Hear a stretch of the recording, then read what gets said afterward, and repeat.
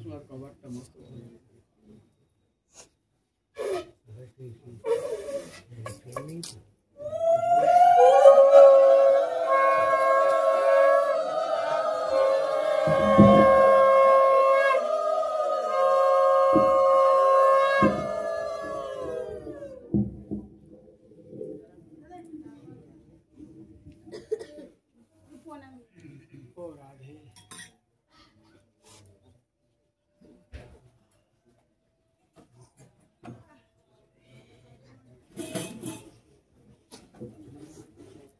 तावत् संसार चक्रे हुष्मीन प्रमुते अज्ञान तुक्मा যাবৎ কর্ণগতা নাস্তি সুখ শাস্ত্র কথা ক্ষণ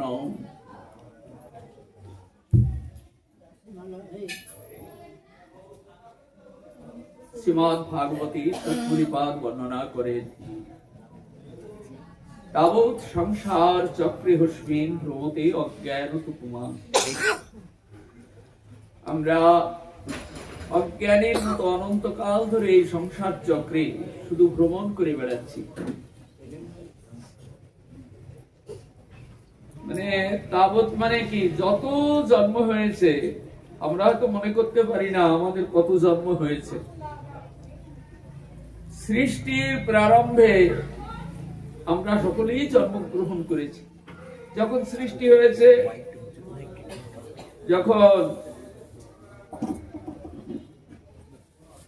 তখন ব্রহ্মাকে দিয়ে ভগবান ক্ষিতি অপ তেজ মরুদ বোম এই পাঁচটি উপাদান দিয়ে আর আত্মারূপে ভগবান নিজেই তার মধ্যে অধিষ্ঠিত থেকে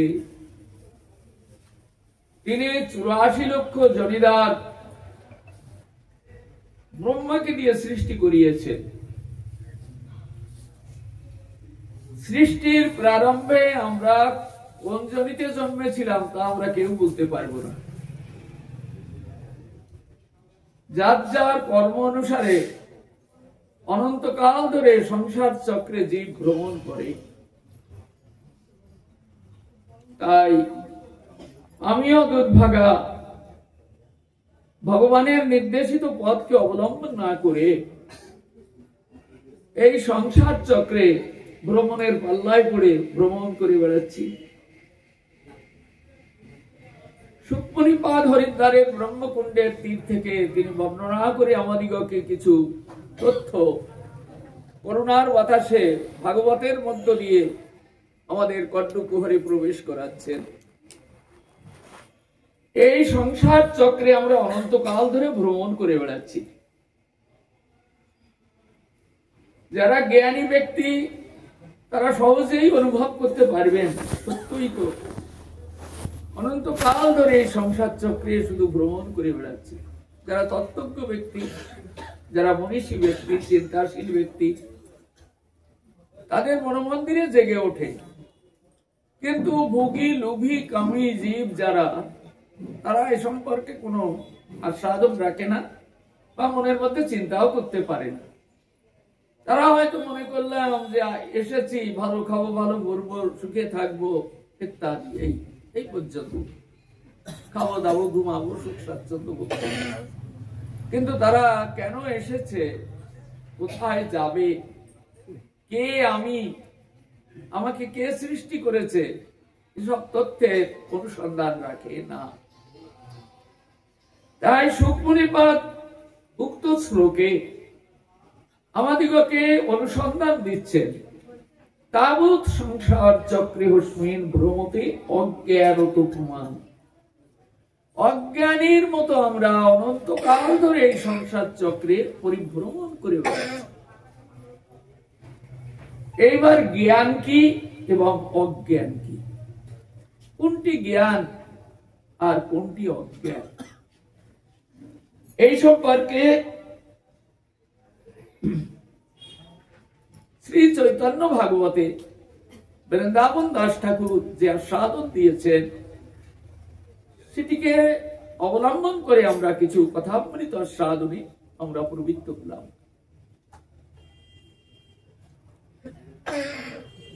তো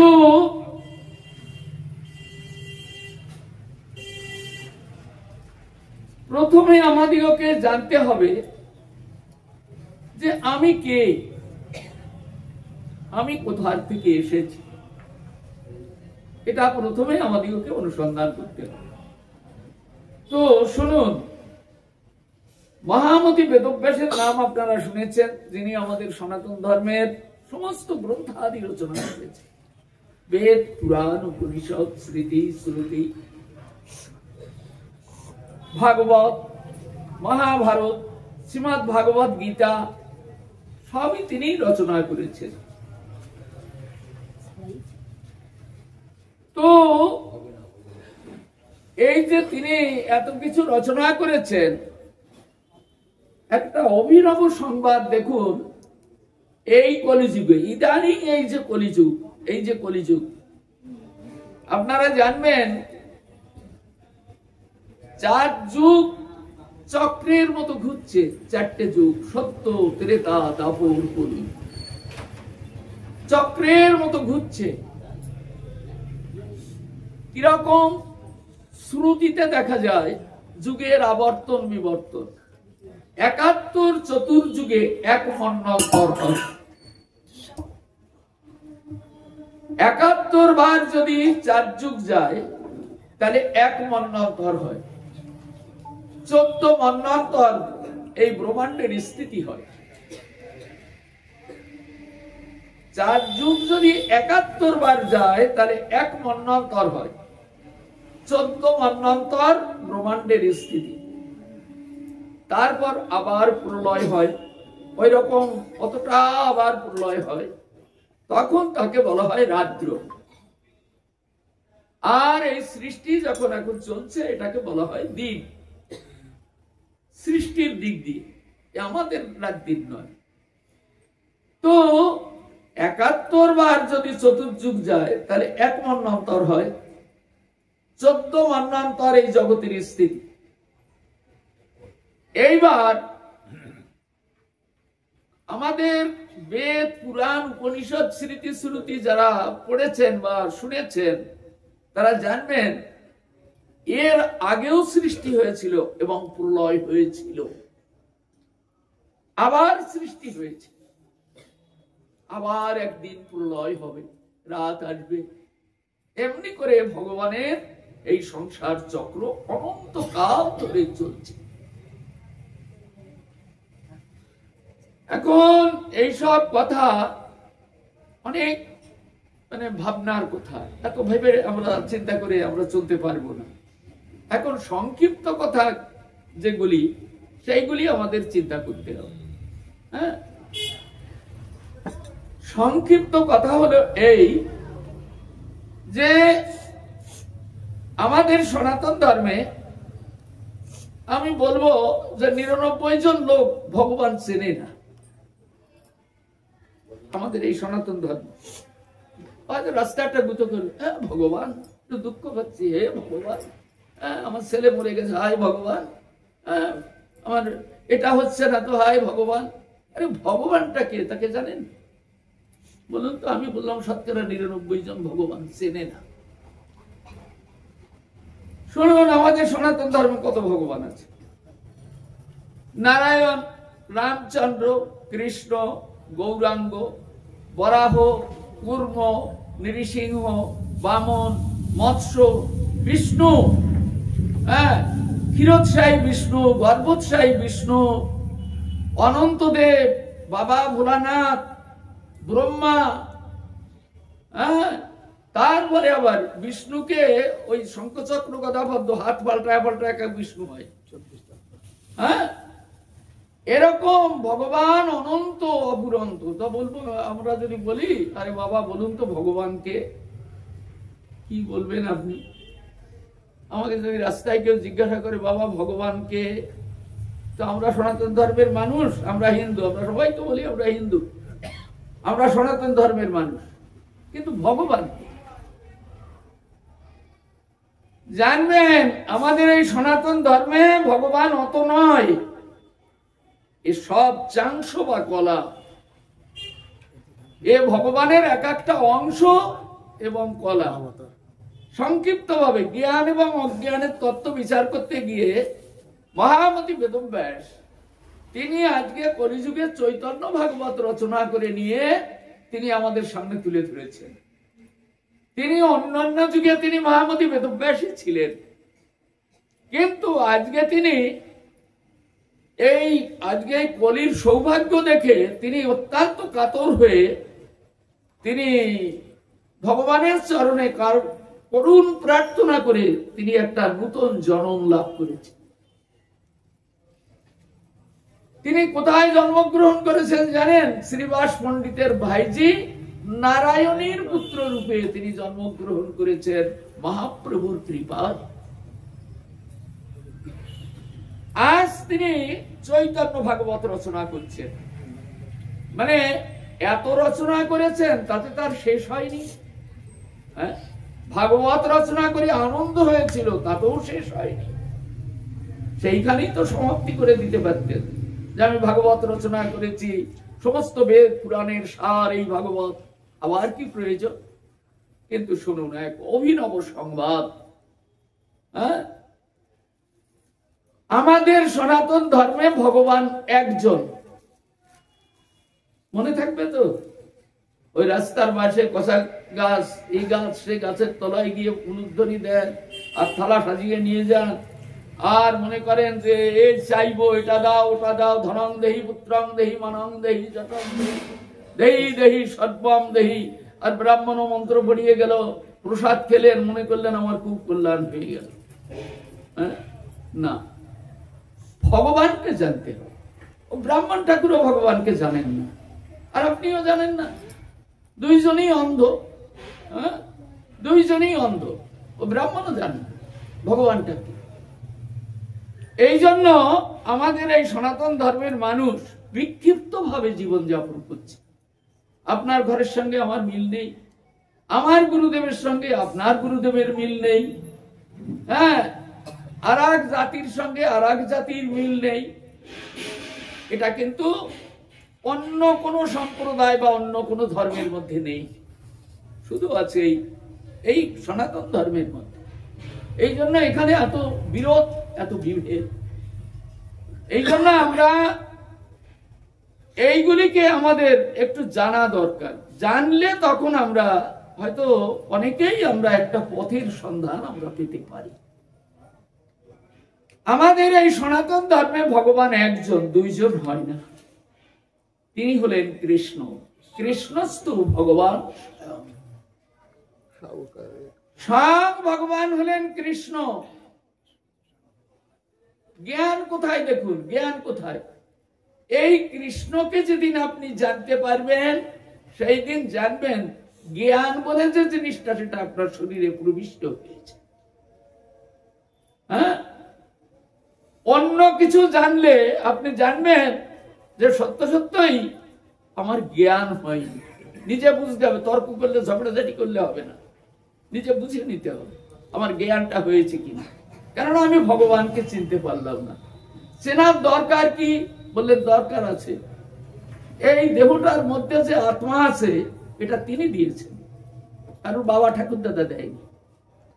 এটা তিনি দিয়েছেন, যিনি আমাকে আলো দিয়ে, বায়ু দিয়ে, প্রাণ দিয়ে, আহার দিয়ে, সব বুদ্ধি দিয়ে, সব কিছু দিয়ে যিনি আমাকে লালন পালন করছেন, তাকে আমি চিনতে পারবো না?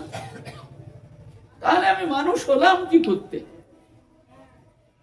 এই জন্য তাকে জানবার প্রয়োজন আছে। তাকে জানা, তিনি হলেন কৃষ্ণ। এখন দেখুন চৈতন্য ভাগবতে বৃন্দাবন দাস ঠাকুর লিখছেন, চারি যুগে চারি ধর্ম রাখি খিটি তলে, সধর্ম স্থাপিয়া প্রভু নিজ স্থানে চলে। বৃন্দাবন দাস ঠাকুর লিখছেন চার যুগে চার ধর্ম। আমরা পুরাণাদিতে যারা পুরাণ পড়েছেন তারা জানবেন, সত্য যুগে ভগবান একজন এসেছিলেন, তিনি হলেন নারায়ণ। বদরিকাশ্রমে তিনি এসেছিলেন, শঙ্খ চক্র গদা পদ্মধারী। তার ধর্ম কি ছিল? ধ্যান, সত্যে ধ্যান। ধ্যানই ছিল সত্যের একমাত্র মুক্তির উপায়।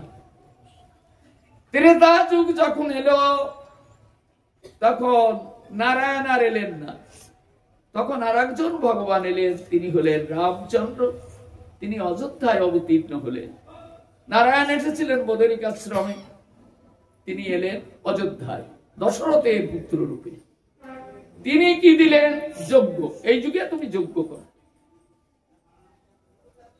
দাপর যুগ যখন এলো তখন ভগবান পাল্টে গেল, তিনি হলেন কৃষ্ণ। কৃষ্ণ এলেন, তিনি কি ধর্ম দিলেন? বললেন তোমাদের অর্চন করতে হবে, ষোড়শ উপচারে ভগবানকে অর্চন করতে হবে, 30 সন্ধ্যা, 3 বেলা,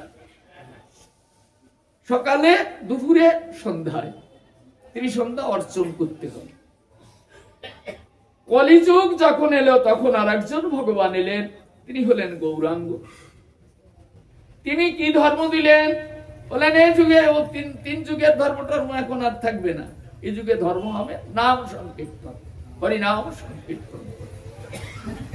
তাহলে যুগে যুগে ধর্মের পরিবর্তন হয়, হয়তো এ তো বলছে, শাস্ত্র বলছে, আমি কিছু বলছি না, আমি তো উপলক্ষ মাত্র।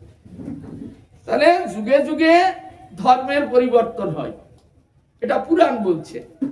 বৃন্দাবন দাস ঠাকুর নূতন করে আবার বাংলায়, আমরা যা বুঝি না সংস্কৃতি এতদিন লিখেছে, আমরা হয়তো বুঝিনি, এবার বাংলায় লিখছে। তাহলে 4 যুগে 4টি ধর্ম।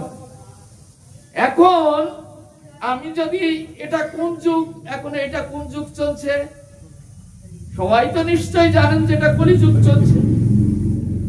তাহলে কলিতে ভগবানের অবতার কোনটি? গৌরাঙ্গ। গৌরাঙ্গের ধর্ম কি? হরিনাম সংকীর্তন। তাহলে আপনি পূজা পার্বণ করছেন কেন? উত্তর দিন। এই পূজা ও পূজা, হ্যাঁ, এটা ওটা এটা করছেন কেন? কি প্রয়োজন? অনেকে হয়তো বলবে এগুলি আমাদের পুরাণে আছে। পুরাণে আছে। পুরাণ লিখেছে কে? বলেন পুরাণ লিখেছে মহামতি বেদব্যাস, তিনি পুরাণ লিখেছেন। বলেন বেদব্যাস যে এখন কান্নাকাটি করে বৃন্দাবন দাস ঠাকুর রূপে এসে তিনি চৈতন্য ভাগবত লিখছেন, তিনি শুনছেন। শুনুন একটা সংস্কৃত শ্লোক, তাহলে বুঝতে পারবেন। না তপোভি না বেদৈশ্চ জ্ঞানেনাপি কর্মণা হরির হি সাত্যতে ভক্তা প্রমাণম তত্র গোপিকা। এই কলিযুগে তপস্যা করলে হবে না। সত্য যুগে যখন নারায়ণ ধ্যান দিয়েছিলেন, ধ্যানটা লিখেছে কে? লিখেছে মহামতি বেদব্যাস। ইনি আজকে বৃন্দাবন দাস ঠাকুর রূপে এসে ইনি বলছেন না তপোভি, না না হবে না, হবে না। তাহলে তিনি নিষেধ করছেন। তাহলে তুমি যদি বলো যে এই তো বেদে এইটা আছে, বললেন যিনি বেদ লিখেছেন তিনি তো নিষেধ করছেন তোমার, না এই যুগে হবে না। বোঝা যাচ্ছে কি আমার কথা? এই যুগে হবে না। না তপোভি না বেদৈশ্চ, তুমি বেদ পাঠ করে এই যুগে কোনো কুল কিনারা পাবে না। অসুবিধা হলে আমাকে জিজ্ঞাসা করবেন।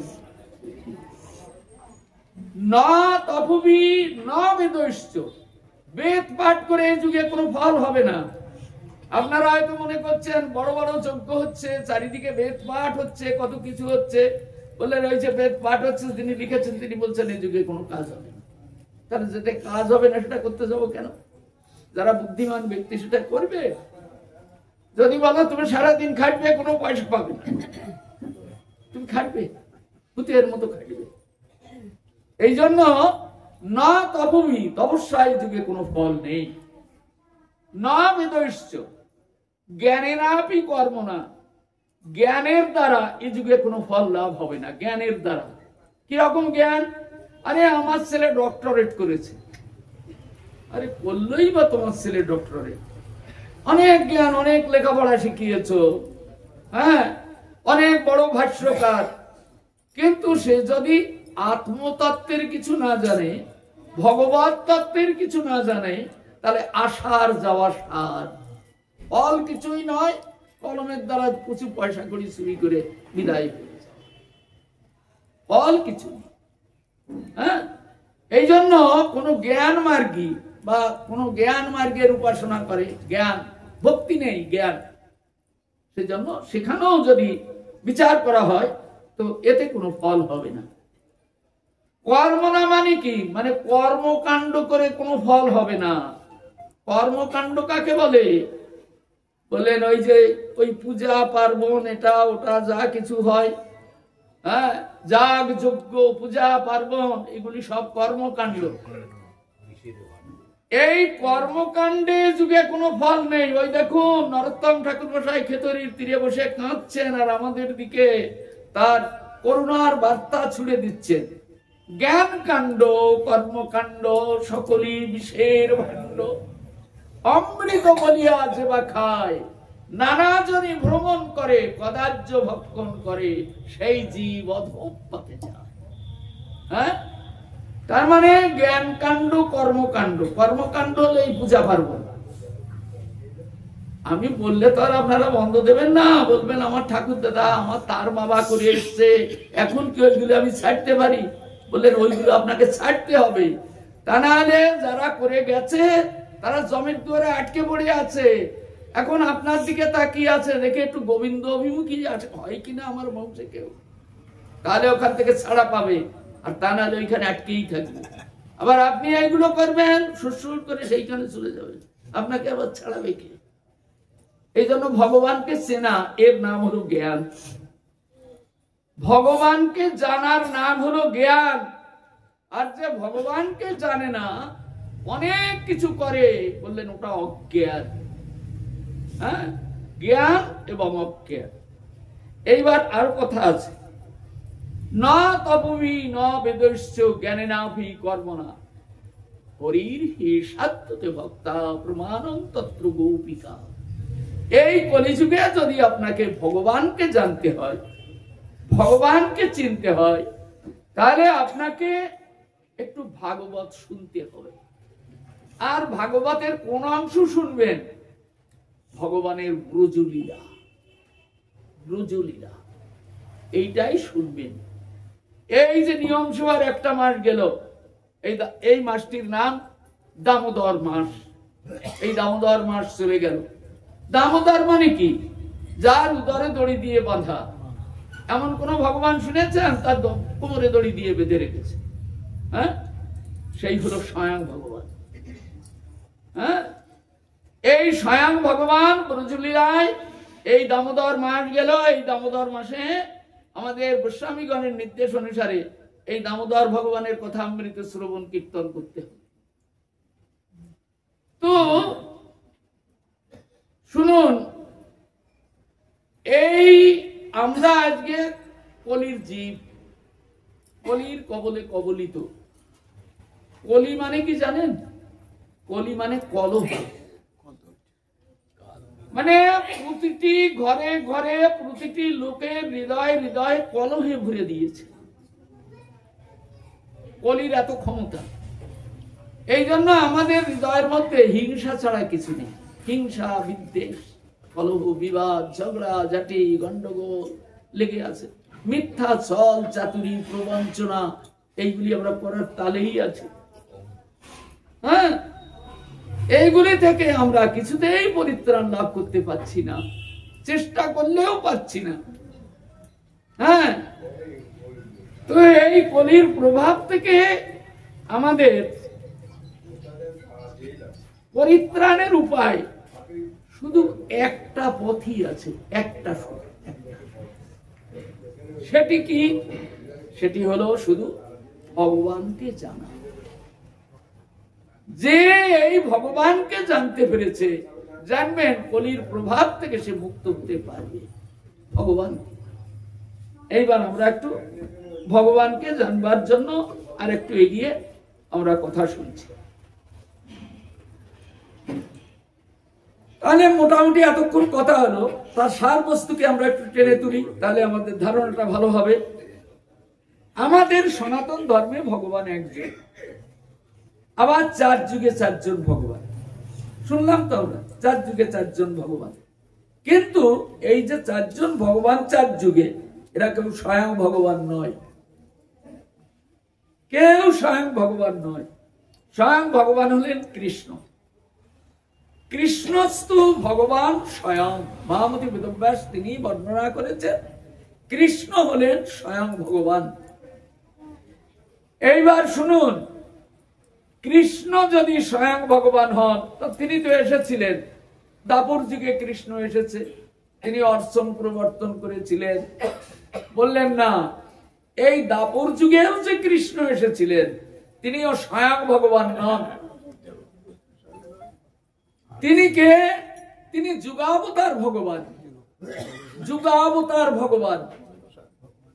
হ্যাঁ, তিনি স্বয়ং ভগবান নন, স্বয়ং ভগবান হলেন কৃষ্ণ। তিনি থাকেন গোলকে, গোলকে তিনি থাকেন, তিনি নামেন না, তিনি অবতার প্রেরণ করেন। এই জন্য 4 যুগে 4 ধর্মের কথা বলেছেন, 4 যুগে 4 রকম ধর্ম। হ্যাঁ, একটু আগে আমরা সাধন করলাম, স্বয়ং ভগবান নামেন না। তিনি 71 চতুর্যুগে 1 মন্বন্তর হয়, 71 বার যদি 4 যুগ যায় তবে 1 মন্বন্তর হয়। এরকম 14 মন্বন্তরে তিনি একবার মাত্র নামেন জগত ভেদ, একবার নামেন। হ্যাঁ, এখন সেই ভগবান, এটা এই যে পিরিয়ডটা চলছে, আমরা এখন মনুষ্য দেহে এসেছি, জানি না কোন জন্ম কোন দেহে ঘুরেছে, শিয়াল কুকুর কৃমি কীট পোকা মাকড় স্থাবর জঙ্গম, কোন জন্ম কোন দেহে ঘুরেছি জানি না। আজ ভগবানের অপার করুণায় আজ আমরা মনুষ্য দেহে এসেছি। আরো একটু শুনুন, ভগবান এই যে একটু আগে বললাম সত্য যুগে তিনি যখন নারায়ণ রূপে নামেন তখন তিনি বদরিকাশ্রম, বদ্রীনারায়ণ, তিনি বদরিকাশ্রমে নেমেছেন। বদরিকাশ্রম কোথায়? ভারতবর্ষে। তিনি যখন রামচন্দ্র রূপে নেমেছেন, তিনি নেমেছেন দশরথের পুত্র রূপে অযোধ্যায়। অযোধ্যা কোথায়? এই ভারতবর্ষে। তিনি যখন কৃষ্ণ রূপে নেমেছিলেন, তিনি নেমেছিলেন কোথায়? মথুরায়। মথুরা ভারতবর্ষের মধ্যে। এইবার যখন গৌরাঙ্গ রূপে এলেন, তিনি এলেন নদিয়ায়। নদিয়া তো আমাদের ভাগ্যাকাশে ভগবানের আবির্ভাব। তাহলে ভগবান যুগে যুগে এই ভারতবর্ষে নামেন। তারপরে বরাহ, কুর্ম, নৃসিংহ, বামন, মৎস্য, বিষ্ণু আদি যত ভগবানের অবতার আছে, এরা এই যুগের সমতা রক্ষা করবার জন্য, মানে ভারসাম্যকে রক্ষা করবার জন্য সময় সময় তারা এসে অবতীর্ণ হন। তারা এই জগতের মধ্যে অবতীর্ণ যখনই হন তখন এই ভারতবর্ষেই অবতীর্ণ হয়েছে। কোন পুরাণ, কোন বেদ, কোন উপনিষদ সংবাদ নিয়ে দেখুন, তারা বলবেন না যে ভারতবর্ষের বাইরে কোনোদিন কোন ভগবানের অবতার এসেছেন, আসেন। যত অবতার এসেছেন সবই ভারতবর্ষে। আচ্ছা, সেই ভারতবর্ষে আপনি মনুষ্য দেহ রূপে আজকে আসতে পেরেছেন, এটা কি আপনার সৌভাগ্য নয়? ভাবুন তো, একবার বাড়ি গিয়ে ভালো করে ভেবে দেখবেন তো, এটা কি আপনার সৌভাগ্য নয়? যে যদি আপনি ইউরোপে, হ্যাঁ, অন্য কোন দেশে, America, Japan, German, France, Brazil, কত দেশ আছে, সেইখানে যদি আপনার জন্ম হতো, ভগবানের ঠিকানা পেতেন কি? পেতেন না। আজকে এই দুর্লভ নরতনুতে আপনি এই ভারতবর্ষে এসে জন্মগ্রহণ করেছেন বলে আজকে অন্তত যদি ইচ্ছা করেন তাহলে ভগবানের সংবাদটা নিতে পারেন। ভগবানকে, হ্যাঁ, যিনি আমার হৃদয়ের মধ্যে আত্মারূপে আছেন বলে আমার এই স্থিতি, তিনি যেদিন বেরিয়ে যাবেন সেদিন আমার বলে কিছুই থাকবে না, সব হারাতে হবে, সব হারাতে হবে। তাহলে সেই ভগবানের খবরটা আমরা একটু রাখবো না? তারপরে আজকে এই মনুষ্য দেহে ভগবান কৃপা করে অন্য কোন দেশে জন্ম না দিয়ে, ব্রহ্মাণ্ডের অন্য কোন স্থানে জন্ম না দিয়ে, এই ব্রহ্মাণ্ডে, এই ভারতবর্ষে আমাকে তিনি জন্ম দিয়েছেন মনুষ্য শরীরে। তবে কি ভগবান আমাকে কম ভালোবাসেন?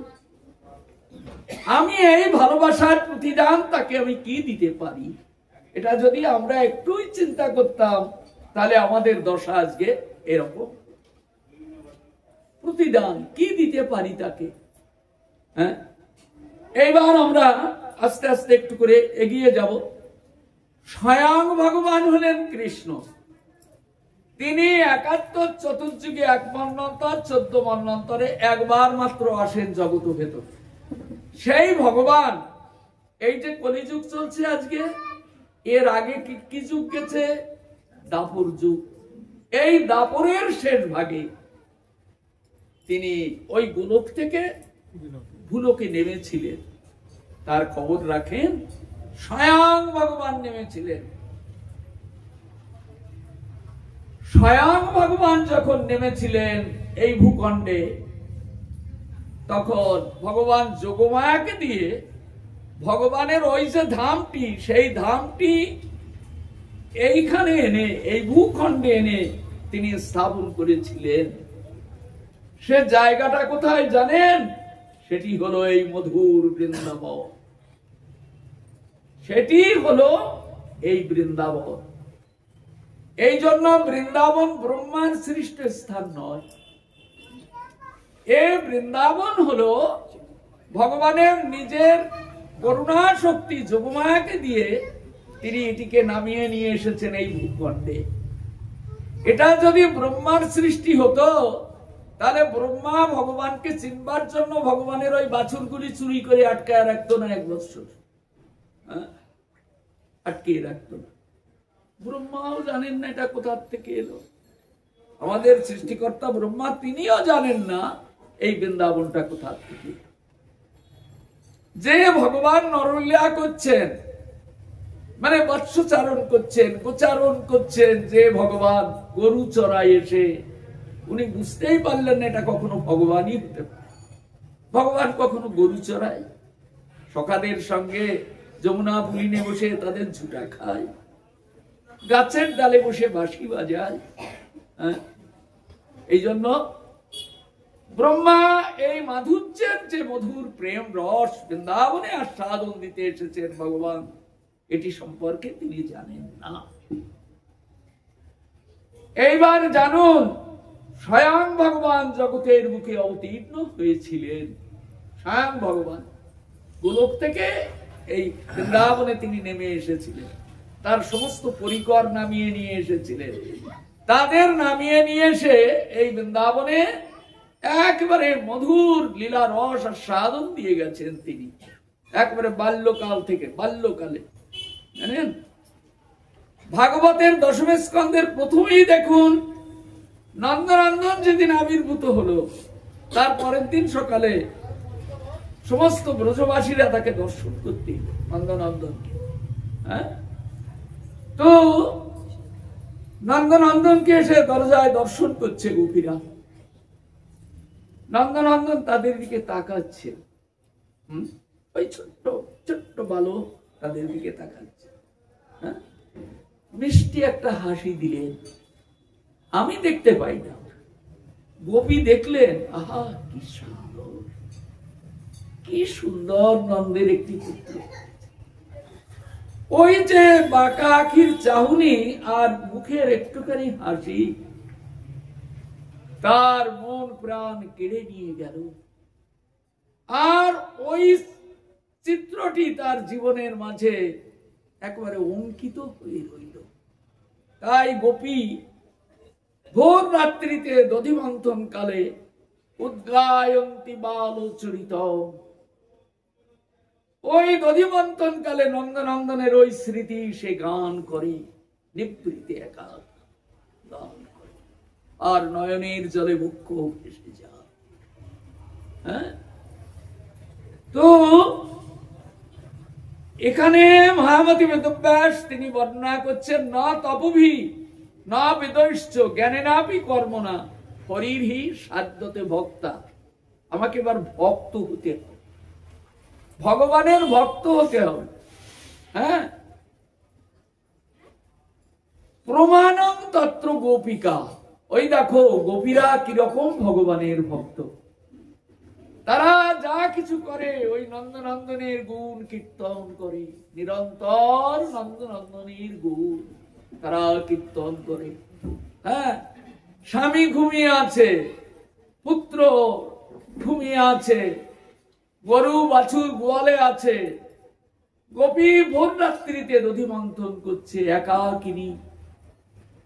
আর দধি মন্থন কালে ওই নন্দনন্দনের ওই যে স্মৃতি, তার যে মধুর হাসি, তার যে মধুর চাহনি, এটা গান করছে, পরমানন্দে গান করছে। তার মনের মধ্যে যাচ্ছে না যে আমার ছেলে খাবে, আমার স্বামী খাবে, আমার এটা করতে হবে, ওটা করতে হবে, এসব স্মৃতি কিন্তু তার মধ্যে নেই।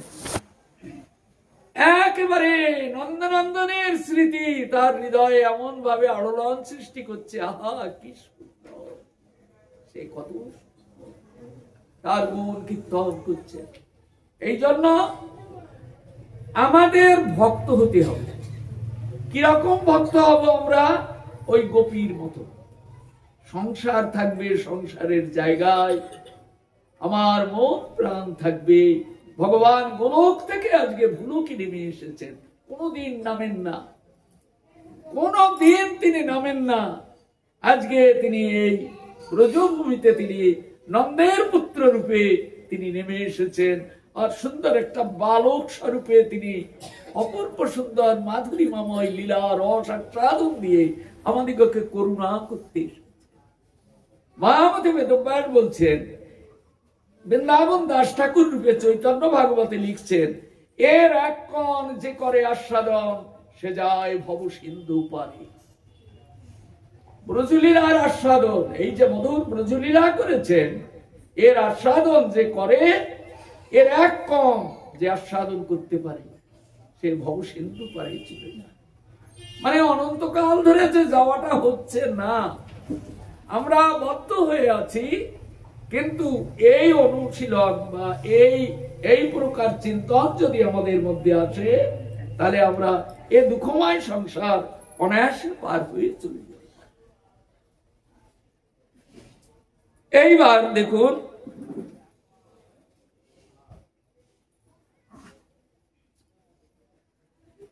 এই যে ভগবান মধুর বৃন্দাবনে এসেছেন, ইনি কতদিন লীলা করেছেন বৃন্দাবনে? বেশি দিন করেননি, 10 বৎসর নমস্কার ব্রজলীলা করেছেন। আপনারা নিশ্চয় জানেন, আপনারা তো প্রায় লোক যারা একটু ভক্ত তারা জন্মাষ্টমী করে। আমরা জন্মাষ্টমী করি, জন্মাষ্টমী প্রতিপালন করি। জন্মাষ্টমী মানে কংসের কারাগারে কৃষ্ণের জন্ম হয়েছে, আর বসুদেব তাকে নিয়ে গোকুলে রেখে এসেছে। পরের দিন নন্দ উৎসব হলো, এই পর্যন্ত। তার বেশি তো কেউ জানতে চেষ্টা করে না। কিন্তু গোপাল চম্পু গ্রন্থে পাঠ করলে আপনারা জানতে পারবেন, শ্রীজীব গোস্বামী পাদের লেখা গোপাল চম্পু গ্রন্থ, সেখানে বলছেন বসুদেবের যেমন একটা পুত্র হয়েছিল, ওই সেই ভাদ্র মাস, রোহিণী নক্ষত্র, বিরাট ঝড় জলের রাত, কৃষ্ণপক্ষ, অন্ধকারে একেবারে ঝড় জলের মধ্যে কংসের কারাগারে আবির্ভূত হয়েছিল। সে তাকে নিয়ে গোকুলে রেখে এসেছিল, এই পর্যন্তই আমরা সাধারণত জানি। কিন্তু গোপাল চম্পু গ্রন্থে শ্রীজীব গোস্বামীপাদ বলছেন, নন্দাত্মজুৎপন্নে জাতাল্লাদ মহামনা, নন্দেরও নাকি একটি পুত্র হয়েছিল।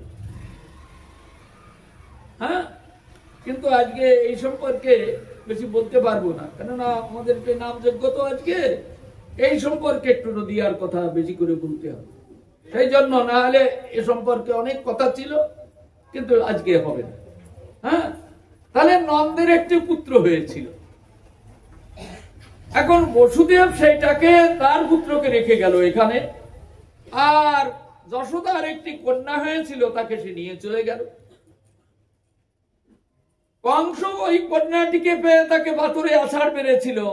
সে কংসের মাথায় পা দিয়ে একটু টোক্কা মেরে সে আকাশ মার্গে উঠে চলে গেল। আরে বাচ্চা ছিল, বিরাট কায়া ধারণ করলো, অষ্টভুজা রূপ ধারণ করে কংসকে বলল, রে তোকে যে বধ করবে সে জগতে জন্মগ্রহণ করে। কংস তখন চিন্তায় পড়লো, এইটুকু ছোট্ট বালিকা, আর আমি 10,000 হাতির বল ধারণ করি, তাকে আছাড় মেরেছি, আর আমার হাত থেকে ফসকে গেল, আর বাবা দিয়ে একটা লাথি মারলে আমি 4 পাক খেয়ে পড়ে গেলাম। তারা আমার সন্তান যদি জন্মগ্রহণ করে তাহলে তো আমি বাঁচতে পারবো না। সেই থেকে কংসের চিন্তা প্রগাঢ় হয়ে উঠলো। তো এই অনেক কথা। এইবার বসুদেব একটা সন্তান রেখে গেল যশোদার কাছে। যশোদা তখন অচৈতন্য ছিল, ঝড় জলের রাত আর ব্যথায় অচৈতন্য ছিল। আবার শ্রীজীব গোস্বামী পাদ বলছেন, নন্দের একটি আত্মজ মানে নিজ পুত্র, পরের পুত্রকে আত্মজ বলা হয় না, নিজের একটা পুত্র হয়েছে। তাহলে আপনি তো প্রশ্ন করবেন যে তাহলে সকালবেলায় 2টো ছেলে দেখা গেল না কেন? প্রশ্ন তো আসবেই, আসবে না? এই জন্য চৈতন্য ভাগবতে এসে আমাদের এই সন্দেহ দূর করবার জন্য এই দেখুন এইখানে আমাদের সংশয় দূর করছেন। স্বয়ং ভগবান যখন জগতের বুকে আসে, যত যত অবতার সব তাতে আসি মেলে। বুঝলেন? বৃন্দাবন দাস ঠাকুর সেই মহামতি বেদব্যাস তিনি আমাদের বুঝিয়ে দিচ্ছেন, এই স্বয়ং ভগবান তিনি নামেন না, তিনি এইবার নেমেছেন এই বৃন্দাবনে, তিনি নামায়। আর যত যুগাবতার তাদের আর কোনো প্রয়োজন নেই। এই জন্য এই নন্দের মধ্যে, নন্দের পুত্রের মধ্যে বসুদেব নন্দন প্রবিষ্ট হয়ে গেলেন। এই জন্য স্বয়ং ভগবানের মধ্যে সমস্ত অবতার সব প্রবেশ করে যায়, আর কোনো কাজ থাকে না। দৃষ্টান্ত স্বরূপ বলা যায়, কোন বড় কোম্পানির মালিক, তার অনেক চাকর বাকর আছে, পাঠিয়ে দেন, যাও এই কাজ করে এসো। সে চলে যায় সেই কাজ করবার জন্য, মালিকের অর্ডার। কিন্তু স্বয়ং মালিক যদি যায় তাহলে তার আর মুখ খুলতে হয় না, তার আর কিছু করতে হয় না, মালিকই সমস্ত কাজের সমাধান করে দেন। তাই এই যে বৃন্দাবনে যতদিন ভগবান বিরাজ করেছেন, এই 10 বৎসর 9 মাস কাল, ততদিন বসুদেব নন্দনের কোনো কাজ ছিল না, তিনি লীলা করেছেন। কিন্তু অক্কুর যেদিন রথ নিয়ে এই কৃষ্ণকে তিনি নিয়ে যেতে এলেন, আর কংস ধনুর্যজ্ঞ করবে, তো অনেক কথা, এ বলতে গেলে অনেক সময় লাগে, অনেক কি বলবো, আর এত কথা বলা যায় না, তাহলে আমি মূল কথায় আসতে পারবো না।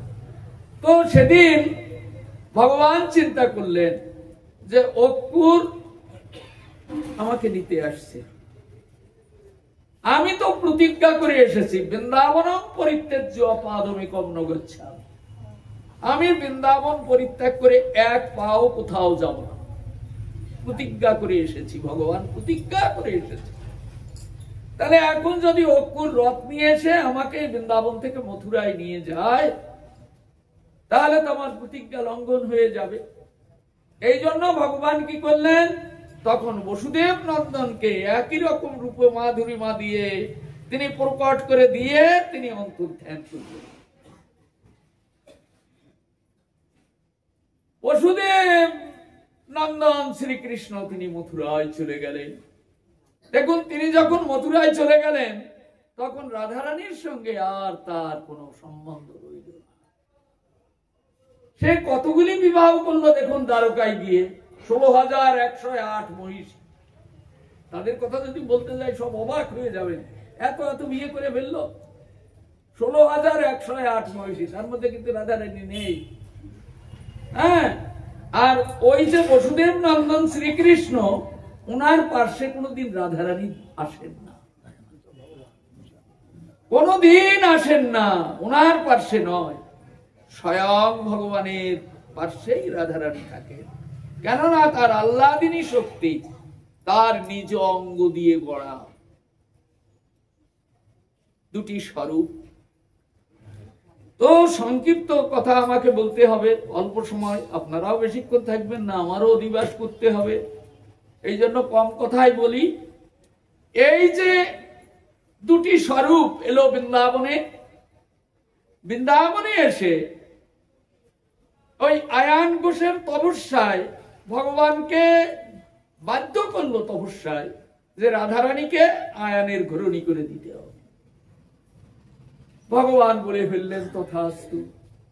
রাধারানীকে গিয়ে বললেন, রাধে, ভেবেছিলাম জগতের মাঝে একবার নামবো, একটু দুইজনে আনন্দ করে আসবো জগতের মাঝে বেড়াতে গিয়ে। হ্যাঁ, মানে মনে করেন দীঘায় গেলেন একটু দুইজনে আনন্দ করতে, তাই এখানে এলো আনন্দ করতে। কিন্তু ভগবান বলছেন, রাধে, হলো না। কেন? আরে আয়ান ঘোষ এত বড় তপস্যা করলো, আমাকে বাধ্য করলো তোমাকে তাকে দিতে। এখন আমি কি করব? আমি বললাম তথাস্তু। রাধারানী তো রেগে গেলেন। রেগে গিয়ে বললেন, ও নপুংসক হয়ে জন্মগ্রহণ করবে, আমার পরশ লাভ করতে পারবে। আয়ান নপুংসক হয়ে জন্মগ্রহণ করলো, কিন্তু ভগবান যে বললেন তার সঙ্গে তার বিবাহ হবে, বিবাহ হয়েছিল। ভগবানের চক্র, কিছু করবার নেই। তাই রাধারানী খুব দুঃখ পেতেন, জানেন। আয়ান ঘোষের ঘরে রাধারানী খুব দুঃখ পেতেন। জটিলা কুটিলা আয়ান ঘোষ কৃষ্ণ নামটি পর্যন্ত নিতে দিত না। তার নাম শুনলে তারা বিভিন্ন রকম ভাবে তাকে লাঞ্ছনা গঞ্জনা ইত্যাদি হইতে হতো। এই জন্য এই কিছুদিন আগে রাস গেল না, কিছুদিন আগে রাসবিহার ভগবানের। এর রাসবিহার কাদের জন্য হয়েছিল জানেন? গোপকুমারীগণের তপস্যার পরিণতি। হ্যাঁ, ভগবান যখন বললেন তাহলে আমাদের তুমি এইবার আমাদিগকে তুমি তোমার পত্নী রূপে আমাদিগকে আত্মসাৎ করো, গ্রহণ করো। ভগবান বললেন, আজ নয়, শারদ পূর্ণিমার রজনীতে তোমাদের সকলের মনের বাঞ্ছা আমি পূর্ণ। সারা ব্রজমণ্ডলে ছড়িয়ে গেল। শারদ পূর্ণিমার রজনীতে ভগবান সকলের মনের বাঞ্ছা পূর্ণ করবে। সমস্ত ব্রজবাসী জানতে পারলো, ব্রজের গোপীরা জানতে পারলো। আরো জানবেন ব্রজের 4 প্রকার গোপী আছেন, এখন সেই সব কথা বলবো না। তো এই সমস্ত প্রকার গোপীরাই চিন্তা করলো, তাহলে এই মনের বাঞ্ছা পূর্ণ করবার জন্য শারদ পূর্ণিমার রাত্রিতে আমরা কৃষ্ণের সঙ্গে দেখা, আমাদের মনে বাঞ্ছা পূর্ণ হবে। রাধারানীও চিন্তা করেছিলেন, তাহলে এই রাতটা আমিও ছাড়বো না, আমিও যাব, আমিও গিয়ে বলবো, হে প্রাণ বল্লভ, আমার মনের বাঞ্ছাটাও পূর্ণ করো। ভগবান রাধারানীকে ভালোবাসেন এবং রাসবিহারেও দেখা যায় তিনি রাধারানীকে ভালোই বেসেছেন। কেননা শতকোটি গোপী তারা সব এসেছে, তাদের মনের বাঞ্ছা তাদের তাড়ানোর জন্য অনেক কথা ভাগবতে আছে, পারেননি। হ্যাঁ, তাদের নাছর বান্দা, কৃষ্ণেতে তারা নাছর বান্দা, তারা যাবেই না। তখন ভগবান চিন্তা করলেন, না, এদের মনে বাঞ্ছা আমার পূর্ণ করতেই হবে। তাছাড়া আমি তো ডেকে এনেছি বলছি না, আমি তো তাদেরকে ডেকে এনেছি, আমি কথা দিয়েছি। এই জন্য 2 গোপী একা কৃষ্ণ মন্ডলীকৃত ভাবে, মানে 84 করোড় ব্রজমণ্ডলটা যে সেদিন কত বড় হয়েছিল সেটা কোনো ম্যাপ আঁকা যায় না। শুধু শাস্ত্রকার বর্ণনা করেছেন লীলা কমল সেদিন প্রস্ফুটিত হয়েছিল, লীলা কমল ফুটে উঠেছিল। কমল তো বন্ধ থাকে, আর ফুটলে যেমন অনেক বিস্তার করে, তেমনি ভগবানের লীলা কমল রাসবিহারে প্রস্ফুটিত হয়েছিল। তাই 100 কোটি গোপীর সঙ্গে তিনি নিত্য লীলা রাসবিহার করেছেন। মধ্যমণি হয়ে রাধারানীর স্কন্ধকে আলিঙ্গন করে কৃষ্ণ নৃত্য করেছেন, রাধারানীও নৃত্য করেছেন। যে নৃত্য দর্শন করে মদনের ফুলসর ছিঁড়ে গেছে। হ্যাঁ, মদনের ফুলসর ছিঁড়ে গেছে, মদন মোহিত হয়ে পড়ে গেছে। হ্যাঁ, যে মদন ব্রহ্মাকে পরাভূত করেছে, যে মদন ইন্দ্রকে পরাভূত করেছে, যে মদন চন্দ্রকে পরাভূত করেছে, যে মদন ভোলানাথকে পরাভূত করেছে, সেই মদন বড় হওয়ার জন্য রাসবিহারে ফুলসর নিয়ে গেছিল। আজকে নন্দনন্দনকে পরাভূত করল, কিন্তু মধ্যমণির হয়ে যে নৃত্য করেছিল রাধা কৃষ্ণ যুগল কিশোর, এক পলক দর্শন করে তার ফুলসর হাত থেকে ছিঁড়ে গেল, মদন মোহিত হয়ে গেল। হ্যাঁ, মদন তারপর বলল, প্রভু আমি বড় হতে চাই না, তুমি কৃপা করে তোমার চরণ কমলে আমাকে একটু আশ্রয় দাও। এই জন্য ভগবানের এক নাম হলো মদন মোহন, নাম ধরিল মদন। মদন মোহিত হয়ে গেল, কিন্তু তার কণ্ঠালিঙ্গন করে নৃত্য করে রাধারানী মোহিত হলেন না। রাধারানী দুঃখ পেতে লাগলেন, সবার মনের বাঞ্ছা পূর্ণ করলো, যে যা চেয়েছিল তাকে তাই দিল, আমি যা চেয়েছি আমাকে তো দিল না। যদি বলি রাধে তুমি কি চেয়েছিলে, তা ললিতা এবং বিশাখা সখীকে রাধারানী নিজ মুখেই বলেছেন। কখন বলেছেন? রাস পরিত্যাগ করে রাধারানী চলে গেলেন, আবার মিলন হয়েছিল, কৃষ্ণ তাকে কাঁধে চড়িয়েছে, যখন গর্ব হলো আবার ছেড়ে দিলেন, অভিমান হলো ছেড়ে দিলেন, ছেড়ে দিয়ে দুইজনে দুইদিকে কৃষ্ণ হারিয়ে গেলেন। রাধারানী তার অন্বেষণ করে কাঁদতে কাঁদতে কোন এক গোপন নির্জন স্থানে একবার দুঃখের পরাকাষ্ঠায় তিনি একবার ঝুঁকছিলেন। এমন সময় ললিতা এবং বিশাখা সখী তার সেই করুণ কণ্ঠস্বর শ্রবণ করে সেইখানে গিয়ে তাকে খুঁজে পেয়েছে। জিজ্ঞাসা করেছিলেন, রাধে তুমি রাস পরিত্যাগ করে, সকলের সামনে রাস পরিত্যাগ করে তুমি এইখানে এসে একাকিনী কাঁদছো কেন বলো তো? তোমার কি হয়েছিল? সকলকে কাঁদিয়ে এখন তুমি বসে বসে কাঁদছো। তখন রাধারানী বলেছিলেন, ওগো মরমী সখী, আমার মনের কথা আমি কাকে বলবো? কি ছিল তোমার মনের কথা? আমার মনের কথা ছিল, জটিলা কুটিলা আয়ানের ঘরে আর আমি বাঁচতে পারি না। সবার মনের বাঞ্ছা পূর্ণ করবে, আমারও মনের বাঞ্ছাটা পূর্ণ করবে, তাই আমি এসেছিলাম, কিন্তু আমার মনের বাঞ্ছা পূর্ণ করবে কেন? তোমার কণ্ঠা আলিঙ্গন করে নৃত্য করেছে, এর থেকে বেশি তুমি কি চাও? বললেন, আমি চেয়েছিলাম আমি আর এই জগতে এই দুঃখ সইব না।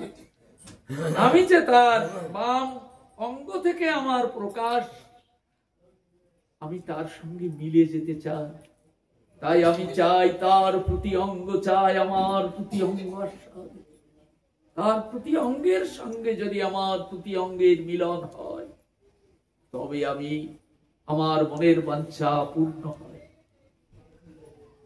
ললিতা এবং বিশাখা সখী এই কথা নন্দনন্দনকে বলেছিলেন কৃষ্ণকে, হে কৃষ্ণ, তুমি রাসবিহার করে তুমি মনে করছো যে একেবারে জয় জয়কার করে দিলে, একেবারে সকলের মনের বাঞ্ছা পূর্ণ করলে, তা কিন্তু তুমি পারো। বলেন, কেন? কেন? যে যা চেয়েছিল তাকে তাই তো দিয়েছি।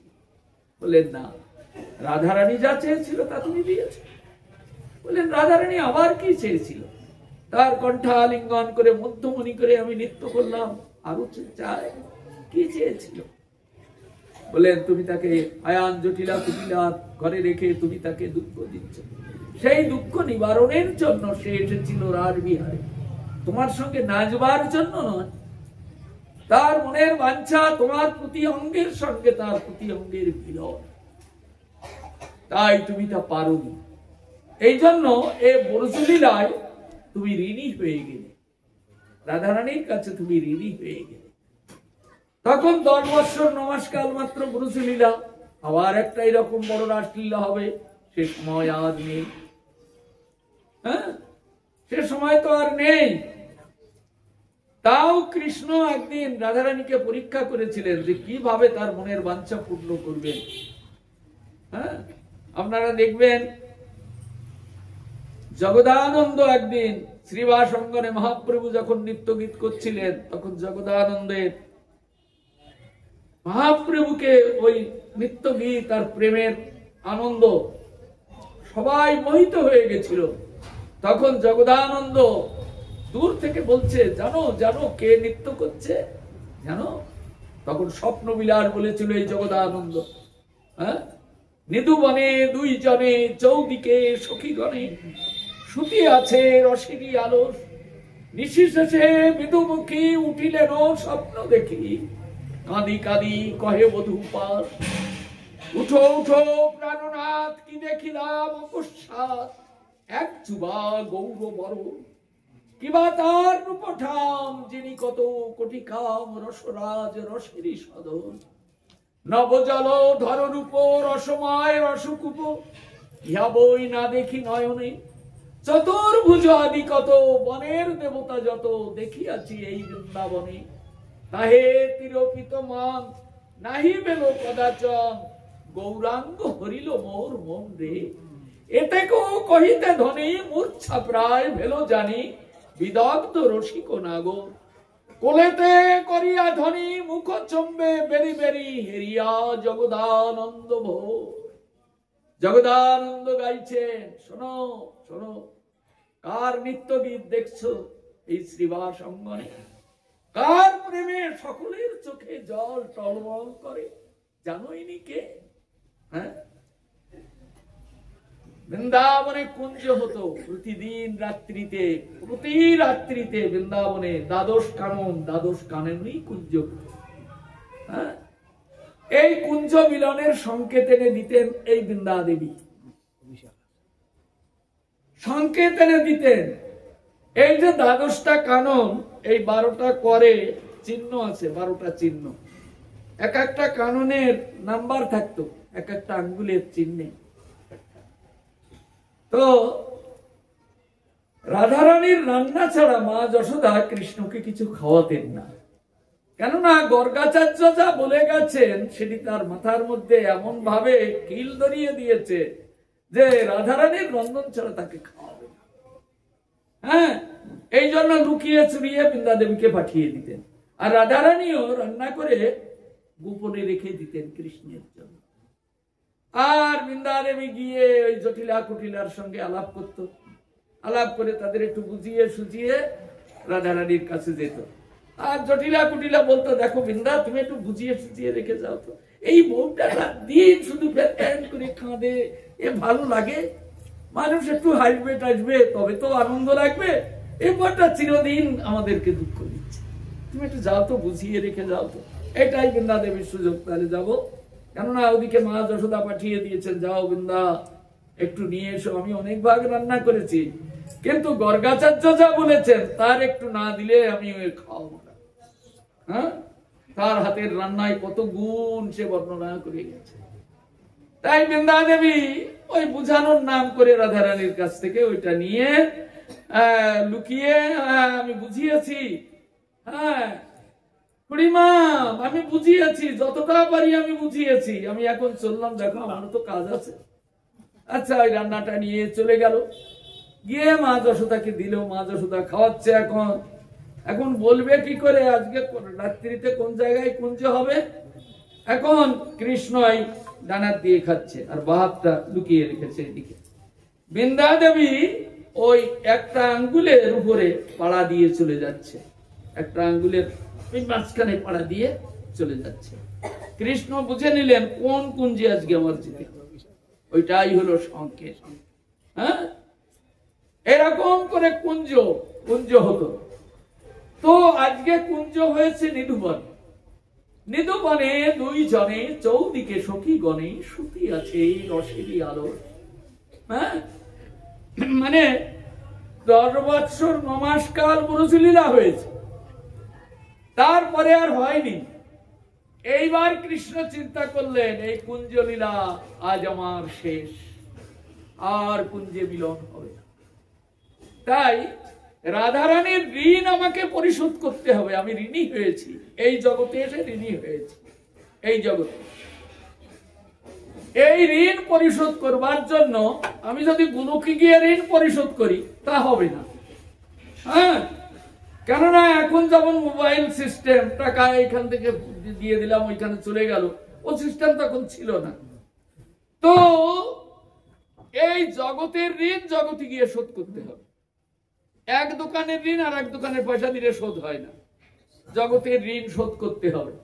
তখন চিন্তা করছেন, আমি তো কৃষ্ণ হয়ে জগতে আসতে পারবো না যে তার ঋণ আমি পরিশোধ করব, কেননা কৃষ্ণ লীলার এই শেষ ভাগ, দাপরের শেষ ভাগ, এরপর কলিযুগ আসছে। তাহলে আমি কলিযুগে আসবো কি করে?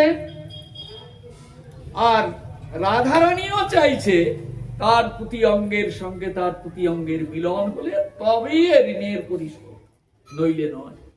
এই জন্য কুঞ্জেই তিনি দেখিয়ে গেছেন, নিধু বনে দুই জনে চৌদিকে সখী করে। মানে নিধু বনের মধ্যে কুঞ্জ রচনা হয়েছে আজকে, এই কুঞ্জ আজকে নিধু বনে হয়েছে। চারিদিকে সখীগণ কুঞ্জ ঘিরে আছে, এক এক সখীর এক একটা সেবা আছে, প্রত্যেক সখীর এক একটা সেবা আছে। তাই তারা কুঞ্জের, এই কুঞ্জের আবার 8টি দ্বার আছে, 8 দ্বারে অষ্ট সখী দাঁড়িয়ে আছে। এই কুঞ্জের মধ্যে প্রবেশ করতে গেলে, এই কুঞ্জের মধ্যে প্রবেশ করতে গেলে এই প্রত্যেকটা সখীর পেছনে আবার 8 জন করে মঞ্জরি দাঁড়িয়ে আছে। আবার আরো 8 জন মঞ্জরি সম্মুখ ভাগে দাঁড়িয়ে আছে, সখীদেরও সম্মুখ দাঁড়িয়ে আছে। এই যে 8 জন মঞ্জরি পেছনে দাঁড়িয়ে আছে, তার পেছনে আবার 4টি দরজা আছে, পূর্ব, পশ্চিম, উত্তর, দক্ষিণ। এখন আমরা যেমন উত্তর দরজা দিয়ে, ওই মুরালা সখীর দরজা দিয়ে, সেই দরজা দিয়ে আমাদের গুরু পরম্পরায় ঢুকতে হয়, তেমনি এক একজনের এক একটা দরজা দিয়ে ঢুকতে হয়, সেই দরজা দিয়ে তারা ঢোকে, বুঝতে পারলেন। আবার এই মঞ্জরিগণের আনুগত্যে সখীদের হাতে আবার যেতে হয়। সেই সখী আবার হয়তো রূপমঞ্জরি নালে অনঙ্গ মঞ্জরি, তারা দাঁড়িয়ে আছেন, তাদের হাত দিয়ে রাধারানীর চরণ কমল সেবার জন্য কি আদেশ হবে এইটা পেতে হবে। এইটা হলো আমাদের গুরু পরম্পরার সেবা, আদর্শ সেবা। আপনারা হয়তো মনে করেছেন আমাকে গুরুদেব দীক্ষা দিয়ে গেছে, কিরকম দীক্ষা দিয়ে গেছে, ওই যে সে চলে যাচ্ছিল, গাড়িতে ছিল, আমি রাস্তায় দাঁড়ালাম, কানে মন্ত্র দিয়ে গেল। গুরুদেব গাড়িতে যাচ্ছিল, তা আমি রাস্তায় দাঁড়ালাম, আমি বললাম গুরুদেব আমার একটু দীক্ষা দিয়ে যাও, কানে মন্ত্র দিয়ে গেল, হয়ে গেল। আমি দীক্ষা পেয়েছি, এই তো আমার অমুক গুরুদেব আমায় দীক্ষা দিয়েছে। কিন্তু এই যে কথাগুলি বলছি তার ধার ধরেছেন কোনদিন? কৃষ্ণদাস কবিরাজজি চৈতন্য চরিতামৃত গ্রন্থে বর্ণনা করছেন, সখী বিনায় লীলায় নাহি অন্যের গতি, সখী ভাবে তাহা যেই করে অনুমতি, রাধা কৃষ্ণ কুঞ্জ সেবা সাধ্য সেই পায়, সেই সাধ্য পাইতে আর নাহি কো উপায়। আর কোনো উপায় নেই এই কুঞ্জ সেবা পাওয়ার জন্য, এই সখীর আনুগত্য নিতে হবে। অতএব মঞ্জরিগণের আনুগত্যে তোমার মঞ্জরি স্বরূপটি গুরুদেব মিলিয়ে দেবে, এবং সেই দরজা দিয়ে সেই মঞ্জরির আনুগত্যে তোমাকে এই কুঞ্জে প্রবেশ করতে হবে। এতটা যতদিন না হবে ততদিন তোমার দীক্ষার সীমানার শেষ নেই, আরো এগোতে হবে, আরো এগোতে হবে। এই জন্য সদ্গুরু পরম্পরায় দীক্ষা। যতদিন সদ্গুরু পরম্পরায় দীক্ষা না হবে ততদিন এই সংসার মুক্তির কোন উপায় খুঁজে পাবে না। তো এই নিধুবনে কুঞ্জের দ্বারে সখীরা দাঁড়িয়ে আছেন। আজকে কৃষ্ণের ইচ্ছায়, মানে জীব কোটি বাঞ্ছা করে, কৃষ্ণের ইচ্ছায় ফল ধরে। কৃষ্ণ যেটা ইচ্ছা করবেন সেইটা হবে। আজকে কৃষ্ণের ইচ্ছা হলো রাধারানীর মনের বাঞ্ছা আমি পূর্ণ করতে পারবো কিনা সেটি আজকে এই স্বপ্ন বিলাসে আমি দেখতে চাই, এটা কৃষ্ণের ইচ্ছা। তাই যোগমায়া দ্বারা রাধারানীকে কুঞ্জের মধ্যে শয়ন করে আছে। কি সুন্দর কুঞ্জ, ফুলের খাট, ফুলের বিছানা, ফুলের তোষক, ফুলের বালিশ, ফুলের চাদোয়া, ফুলের মশারি, জানি না তারা কত সুন্দর করে তৈরি করতে শয়ন করিয়ে দিলেন রাধা কৃষ্ণ যুগল কিশোর কুঞ্জের মধ্যে শুয়ে আছে। নানা বাদ্যে তুঙ্গ বিদ্যা, কত রকম বাজনা বাজাচ্ছে। ইন্দুরেখা চ নর্তনে, ইন্দুরেখা নৃত্য করছে, গান হচ্ছে, কুঞ্জে শুয়ে আছে। ভগবান ঘুমাচ্ছেন না, রাধারানীকে ঘুমিয়ে দিলেন। তো খানিকক্ষণ ঘুমানোর পর রাধারানী স্বপ্ন দেখছেন। এই জন্য নাম হয়েছে স্বপ্ন বিলাস। রাধারানী স্বপ্ন দেখছেন। স্বপ্নটা একটু ভালো করে শুনবেন। রাধারানী স্বপ্ন দেখছেন। আমরা তো কত স্বপ্ন দেখি, হ্যাঁ, এই উবুকে কামড়ালো, ওই ডাকাতে দাবড়ালো, ওই ভূত এলো, আর রাধারানী স্বপ্ন দেখছেন। দেখুন, হ্যাঁ, নিদু বনে দুই জনে চৌদিকে সখী গণে সুতি আছে রসিদি আলস নিশির শেষে বিধুমুখী, মানে রাত প্রায় শেষ হয়ে যাচ্ছে। হ্যাঁ, আবার কৃষ্ণ চিন্তা করছেন, ডালে তো দুটো পাখি বসে আছে কুঞ্জের দুয়ারে, সুখ এবং সারি। বলেন ওদের লাগে কোন কাজে? বলেন ওদের লাগে যদি আমি ঘুমিয়ে পড়ি, আর যদি জাগতে না পারি ভোর রাত্রিতে, তাহলে ওদিকে মা ঘুমিয়ে আছে, আমি মায়ের কোলে ছিলাম, কেউ জানে না, আমি উঠে চলে এসেছি। হ্যাঁ, আবার রাধারানী জাবর থেকে বেরিয়ে এসেছেন, যদি ভোর হয়ে যায় তাহলে আয়ান জটিলা কুটিলা এমন ছাড়বে না, আর ঘরে ঢুকতে হবে, যাবে কোথায়? এই জন্য দুইজনের দুটি পাখি সুখ এবং সারি, তারা কুঞ্জের দুয়ারে বসে থাকে। তারা ভোর হতে লাগলে পাখি ডেকে ওঠে। যখন ডেকে ওঠে তখন যদি ঘুমিয়েও পড়ে তো ঘুম ভেঙে যায়, তারা নিজ নিজ স্থানে চলে যায়। নিত্য লীলা। তো আজকে কৃষ্ণ চিন্তা করছেন আর দেরি করা যায় না, রাত প্রায় ভোর হয়ে আসছে। সুতি আছে রসেরি আলস নিশি শেষে বিধুমুখী উঠিলেন স্বপ্ন দেখি। রাধারানী স্বপ্ন দেখছেন, এক যুবা গৌর বড়, গৌর কান্তি এক যুবক তার স্বপ্নের মধ্য দিয়ে হেঁটে চলে যাচ্ছে। হ্যাঁ, আর দুই বাহু প্রসারিত করে হরিনাম সংকীর্তন করতে করতে চলেছে। মধুর হরিনাম সংকীর্তন।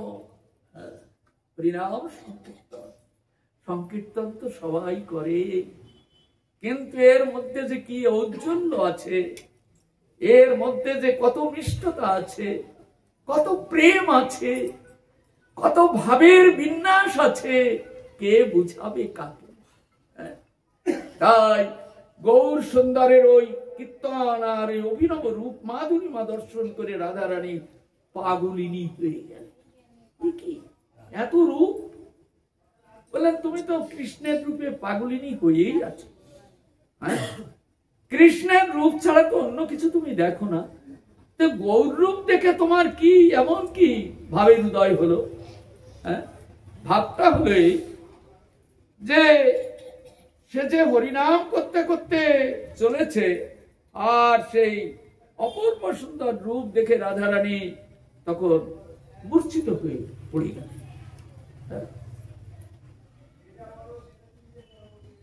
কাঁদি কাঁদি কহে বধূ পাশ।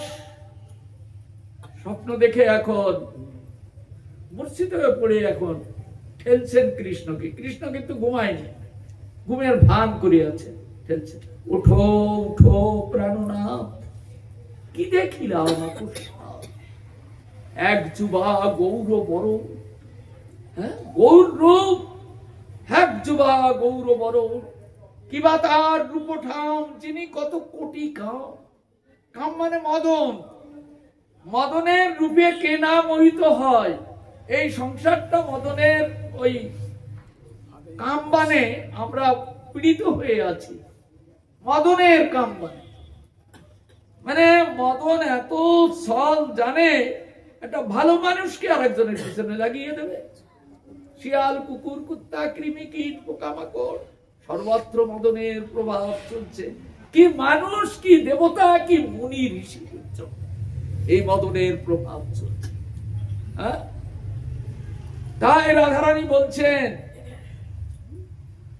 আমি তো মদনকে বৃন্দাবনে দেখেছি, কিন্তু এ যে কোটি মদন একত্রিত হয়ে যেন হরিনাম করতে করতে চলছে।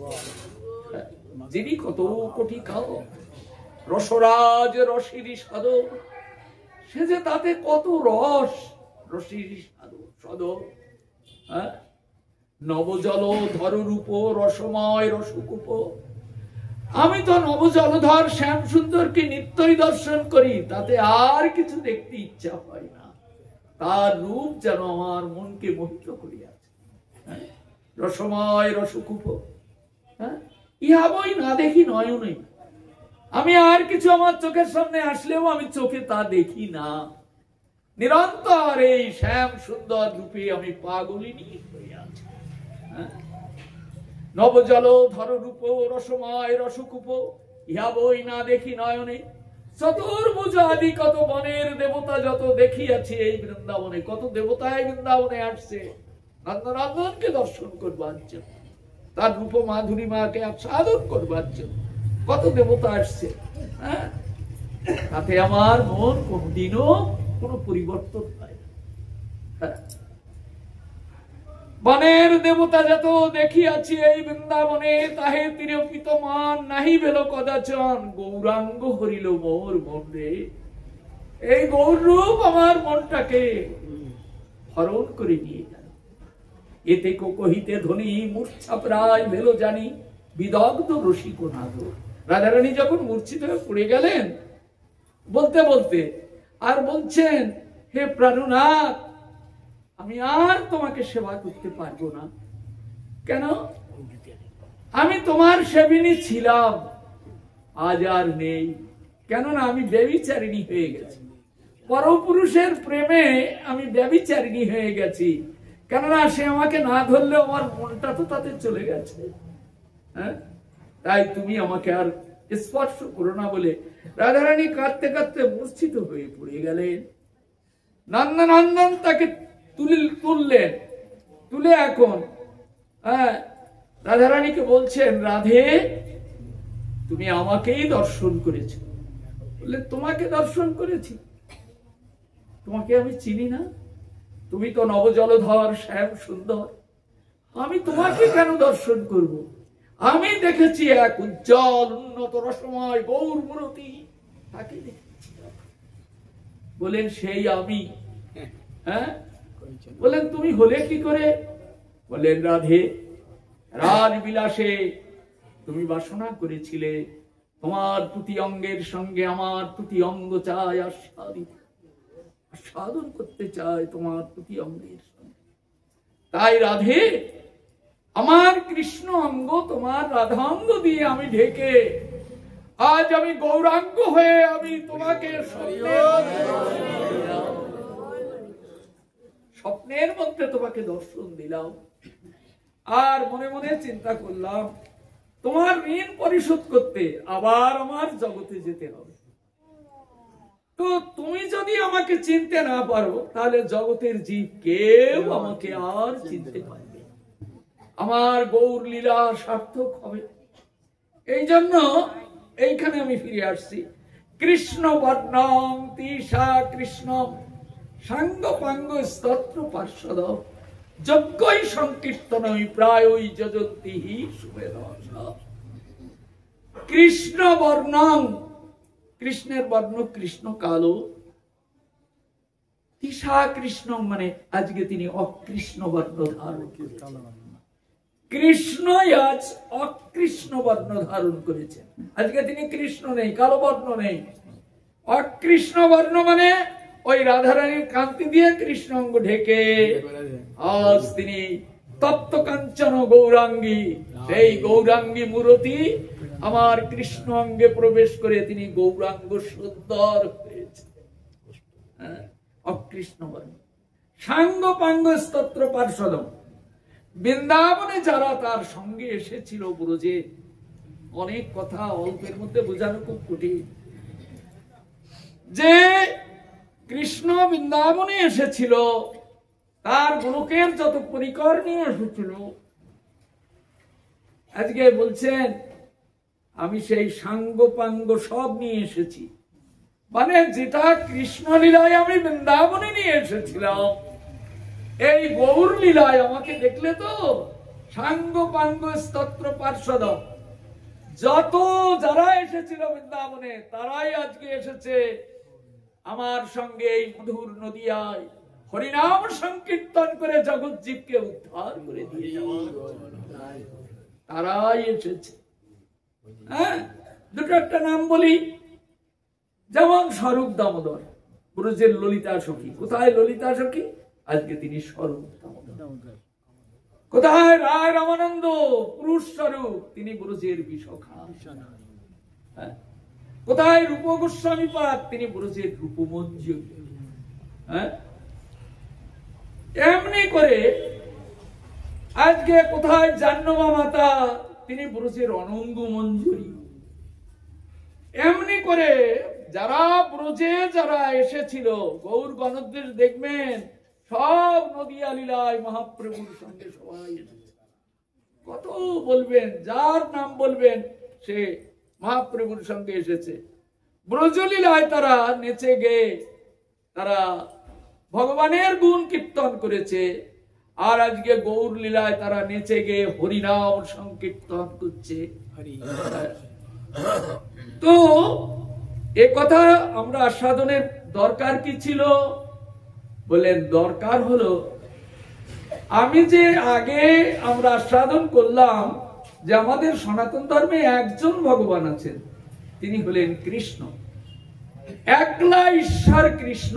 বৃন্দাবন দাস ঠাকুর লিখছেন, একলা ঈশ্বর কৃষ্ণ আর সব বৃত্ত। যারে প্রভু জয়ছে না চায়, সে তৈছে করে নৃত্য। মানে ওই গুলোকে বসে নারায়ণকে যা বলবে তাই করতে হবে নারায়ণের, রামচন্দ্রকে যা বলবে তাই করতে হবে রামচন্দ্রের। ওই গুলোকে বসে আছে কৃষ্ণ, সে নামে না। এই যে বসুদেব নন্দন শ্রীকৃষ্ণ, তাকে যা বলবে তাই করতে হবে। অন্য যুগে যে গৌরাঙ্গ এসেছে, তাকে যা বলবে তাই করতে হবে। তিনি গোলক থেকে নামেন না। এই জন্য যুগাবতার জগতের বুকে এসে তারা এইভাবে লীলা করে। হ্যাঁ, একটুখানি বলে যাই, এই যুগাবতারের জন্ম কোথা থেকে? হ্যাঁ, না বললে সব বুঝবেন না। এই যুগাবতারের জন্ম কোথা থেকে? দেখুন, এই চৈতন্য ভাগবতে বলছেন আমাদের সনাতন ধর্মে ভগবান একজন, তিনি হলেন কৃষ্ণ। কৃষ্ণ তো ভগবান স্বয়ং, আর তো কেউ নেই ভগবান। কৃষ্ণের দ্বিতীয় বিগ্রহ বলরাম, ইহা বই আর কেহ নাই। তাহলে কৃষ্ণ থেকে আর একজন জন্মগ্রহণ করেছেন, তিনি হলেন বলরাম। বলরামকে ভগবান বলছেন তুমি জগৎ সৃষ্টি করো, জীব সৃষ্টি করো, আমি গোলকের লীলা ভুলোকে গিয়ে জগৎ জীবকে প্রকাশ করে আনন্দ প্রদান করো। বলদেব নামলেন, ওই গোলক থেকে নেমে বৈকুণ্ঠ পর্যন্ত আসলেন। জানেন গোলক থেকে বৈকুণ্ঠের দূরত্ব কত? 90 কোটি যোজন। যোজন বোঝেন? 2 মাইল হলে 1 ক্রোশ হয়, 4 ক্রোশ হলে 1 যোজন হয়। 90 কোটি যোজন মানে কত? হিসাব করবেন খাতায় কলমে গিয়ে। হ্যাঁ, এত পথ বলরাম নেমেছে, নেমে দেখে কিছুই পাচ্ছি না। তখন ভগবানের শরণাপন্ন হলেন, দাঁড়িয়ে গেলেন। তখন বলরাম বলছেন, প্রভু আমাকে তো সৃষ্টি করতে পাঠালে, তো আমি তো কিছু খুঁজেই পাচ্ছি না, আমি তো হারিয়েই গেলাম।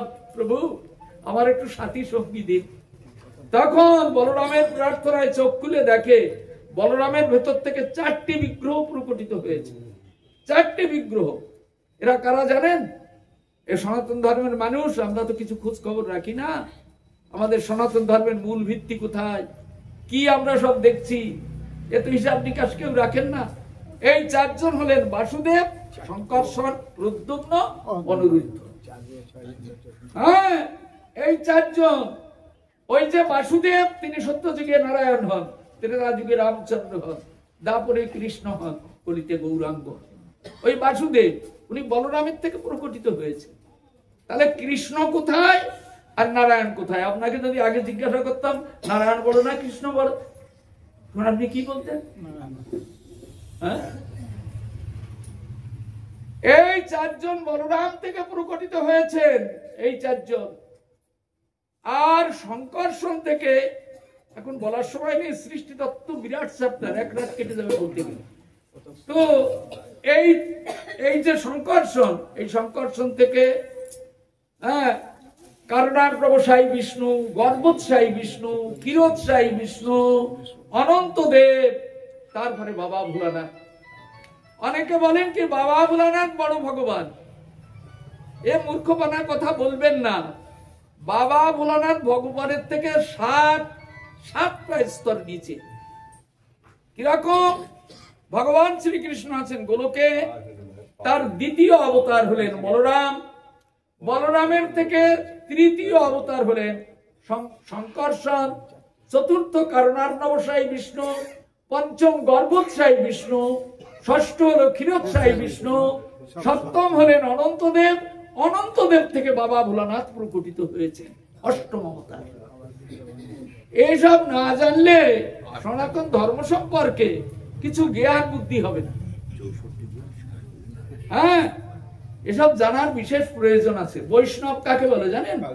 বিষ্ণু জানাতি যশ বৈষ্ণব অভিধান বলছে। এই বিষ্ণু তত্ত্বগুলি জানবার প্রয়োজন আছে। হ্যাঁ, তবে সে বৈষ্ণব হতে পারে, না হলে হতে পারবে। ওই শুধু মালা করি, তিলক করি, গা দেখা গেলাম, কাজের বেলায় বাকি, কাজের বেলায় এই তত্ত্বগুলি জানা। অতএব জানবেন, আমাদের সনাতন ধর্মে ভগবান একজন। তিনি এই আগের যুগে দাপরের শেষ ভাগে বৃন্দাবনে নেমেছিলেন। তিনি রাধারানীর ঋণ পরিশোধ করবার জন্য আমাদের ভাগ্যের প্রকাশ হয়েছে। আজকে আমরা কলিতে জন্মগ্রহণ করেছি, তো কলিতে আমরা কলহের মধ্যে জন্মগ্রহণ করেছি।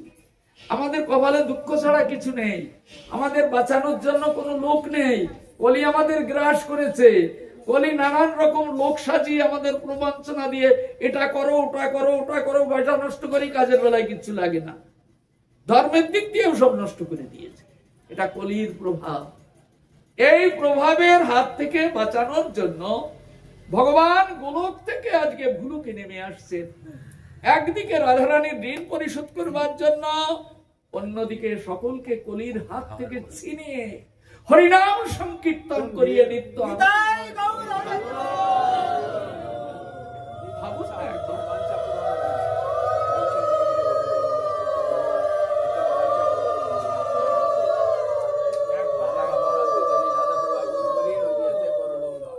তাই তিনি আজকে এসেছেন আমাদের দুয়ারে স্বয়ং ভগবান। আমার যদি সময় থাকতো তাহলে আমি দেখাতাম মহাপ্রভুর শরীরের মধ্যে কত ভগবান কোথায় কোন স্তরে কিভাবে সব আছে, কিন্তু আমার সময় নেই। একদিনে সমস্ত শাস্ত্র শোনা যায় না, সময় লাগে। অর্থাৎ 10 দিন পাঠ হতো তাহলে বুঝতেন কিরকম অবস্থাটা, কিরকম এর ভাবটা কি আছে। কিন্তু একদিনে কিছু বলে শেষ করা যায় না। তা যাই হোক, তবুও আমাদের কৃপা তিনি করছেন এই যে এই কলিযুগে তিনি ধর্ম প্রচার করতে এসেছেন। তিনি এবার ভগবান হয়ে আসেননি, মহাপ্রভু ভগবান হয়ে আসেননি। ভগবান হয়ে আসলে আপনারা সবাই তাকে পূজা করতেন, কিন্তু তিনি গা ঢাকা অবতারে এসেছেন। কৃষ্ণ যদি নিজে স্বয়ং বাসি নিয়ে এসে আপনার সামনে দাঁড়াতো, আপনি ভূত হয়ে পড়তেন। কিন্তু মহাপ্রভু তো তার থেকে বড়। রাধা কৃষ্ণ যুগল কিশোর একত্রে মিলিত হয়ে আজকে হরিনাম নিয়ে ভক্তভাব অবলম্বন করে আপনার দুয়ারে এসেছেন। তিনি এসেছেন কোথার থেকে জানেন? সমস্ত ভগবান থাকে বৈকুণ্ঠে। সমস্ত ভগবান, ওই যে বৈকুণ্ঠে বলরামের থেকে 4টি বুহ প্রকটিত হয়েছিল, তারা ওই বৈকুণ্ঠেই থাকে। গোলকে কেউ যেতে পারে না। গোলকে থাকে স্বয়ং ভগবান শ্রীকৃষ্ণ।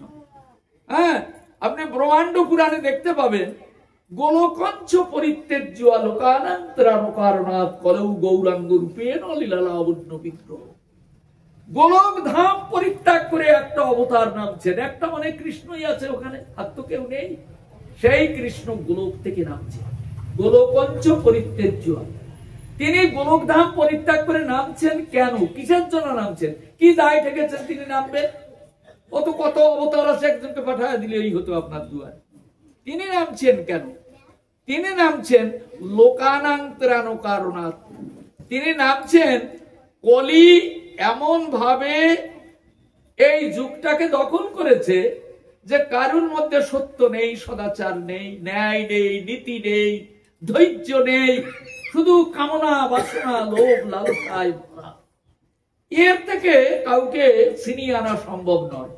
ঋষিপাদ নারদ তিনিও ভগবানকে এই কথা বলেছেন বৃহৎ নারদীয় পুরাণে। তখন নারদ বলেছেন, প্রভু উদ্ধারের একটি মাত্র পথ আছে, যদি তুমি নিজে যাও, এই যুগে আমার দ্বারা হবে না। তখন ভগবান, হ্যাঁ, বৃহৎ নারদীয় পুরাণে দেখবেন ভগবান ঋষিপাদ নারদকে বলছেন, ঋষিপাদ আমি যাব কোথায়? কলির জীব তো আমার জন্য একটা মন্দির তৈরি করে না যেখানে আমি গিয়ে দাঁড়াবো, ঘর বাড়ি বাঁধে, এটা আমার ঘর, এটা আমার খাবার ঘর, এটা আমার শোয়ার ঘর ইত্যাদি। আমার জন্য তো কেউ একটা মন্দির তৈরি করে না। বলেন, হ্যাঁ প্রভু, আমি তো নিজে গিয়ে ঘুরে দেখে এসেছি, এই তো কলির জীবের অবস্থা, তাহলে আমি নামবো কোথায়? তখন ঋষিপাদ নারদ কাঁদছেন, প্রভু আপনি আমাকে কৃপা করুন, আমি এ যুগে ঋষিপাদ নারদ থাকবো না, আমি মনুষ্য দেহ ধারণ করে আমি শ্রীরাম নবদ্বীপে গিয়ে আমি ঘর বাঁধবো। আপনি আমাকে কথা দিন, সেই ঘরে গিয়ে আপনি দাঁড়াবেন, আপনি হরিনাম সংকীর্তন করে জগতের জীবকে। তাই শ্রীবাস অঙ্গন তৈরি হয়েছে। আর ঋষিপাদ নারদ তিনি আজকে শ্রীবাস পণ্ডিত রূপে এসেছে। দেখেছেন কারা এসেছে তার পার্শ্বদ? ব্রহ্মা নিজে এসেছেন, ওই বাছুর চুরি করে ভগবানের কৃপা পাননি, তাই প্রার্থনা করেছিলেন, প্রভু এরপরে যদি কোনোদিন তুমি জগতের বুকে যাও, সেদিন আমাকে আর এই ব্রহ্মত্ব দিও না, আমাকে আভিজাত্য দিও না, আমাকে প্রতিষ্ঠা দিও না, আমাকে যশ দিও না, আমাকে এমন জায়গায় জন্ম দিও সেখানে সবার চরণের তলায় পড়ে যেন প্রাণ ভরে তোমার গুণ কীর্তন করে আমি কৃতকৃতার্থ। এই জন্য তিনি আজকে ঠাকুর হরিদাস রূপী আজকে নিজ কুলে এসে জন্মগ্রহণ করেছেন। ইনি ব্রহ্মা। দেখেছেন আজ গৌর লীলায় কারা এসেছে? আমরা কিছুই চিন্তা করতে পারলাম না, শুধু খেয়েই গেলাম। হ্যাঁ, আর কত মরবো, কত জন্মাবো, তার কি কোনো অন্ত আছে? তাই দেখুন আজকে ভগবানের অপার করুণা, এগুলি করুণা। ভগবানের কথা যেদিন শ্রবণ কীর্তন হয়, জানবেন আপনি খাচ্ছেন, অনেক ভাগ রান্না করে খেলেন, ওতে দেহের পুষ্টি হয়, এই দেহটার তো দুদিন পরে পুড়িয়ে ছাই হয়ে যাবে, কিন্তু আত্মার কল্যাণ হয় না। আপনার মধ্যে যে আত্মা আছে, যার জন্য আপনি বেঁচে আছেন, সে আত্মার খোরাক কি জানেন? এই হরিকথা শ্রবণং কীর্তনম আত্মানং ঘাস। এই হরিকথা শ্রবণ কীর্তনই হলো আপনার আত্মার খোরাক। এটা জানবেন, আপনার আত্মা এখন খাচ্ছে। তাই আপনি অনিমেষ নয়নে মনটাকে একটু ভগবানের লীলা স্মৃতির মধ্যে প্রবেশ করিয়ে একটু ধৈর্য ধরে বসুন। আরো দুটো চারটে কথা আমরা একটু আস্বাদন করব, বেশি সময় নেই। হ্যাঁ, কারণ এরপরে অধিবাস হবেন। দেখুন মহাপ্রভু এসেছেন পার্শ্বদ বৃন্দ নিয়ে, গোলকঞ্চ পরিত্যাজ্য, গোলক ধাম থেকে নেমে এসেছেন। আমি তো তার কাছে যাইনি, এসেছেন তাও তার দুয়ারে যাই না, যাই নবদ্বীপে, যাই দেখি মহাপ্রভু কোথায় এসেছিলেন, আজও তো আছে তার স্মৃতি, যাই কি নবদ্বীপে। নবদ্বীপে মহাপ্রভুর আবির্ভাবের আগে নবদ্বীপ পরিক্রমা হয়, সেখানে কত কথা হয়, ভগবত তত্ত্ব কত আস্বাদন হয়। কই আমি তো যাই না, খাচ্ছি যাচ্ছি, বেশ সুন্দর সুখী আছি, তো ভগবানের কথা তো আমার শরীরে আসে না। অথচ আমি ভারতবর্ষে জন্মগ্রহণ করেছি, ভগবান এই ভারতবর্ষকে এত ভালোবাসেন, এই ভারতবর্ষের মানুষকে এত ভালোবাসেন, যিনি গোলক ধাম পরিত্যাগ করে তিনি নেমে এসছেন আমাকে কৃপা করে উদ্ধার করে নিয়ে যাওয়ার জন্য। গোলকঞ্চ পরিত্যাজ্য আলোকানাং ত্রাণকারণা করৌ গৌরাঙ্গ রূপেণ লীলালাবণ্য বিগ্রহ। তিনি আসছেন কেন?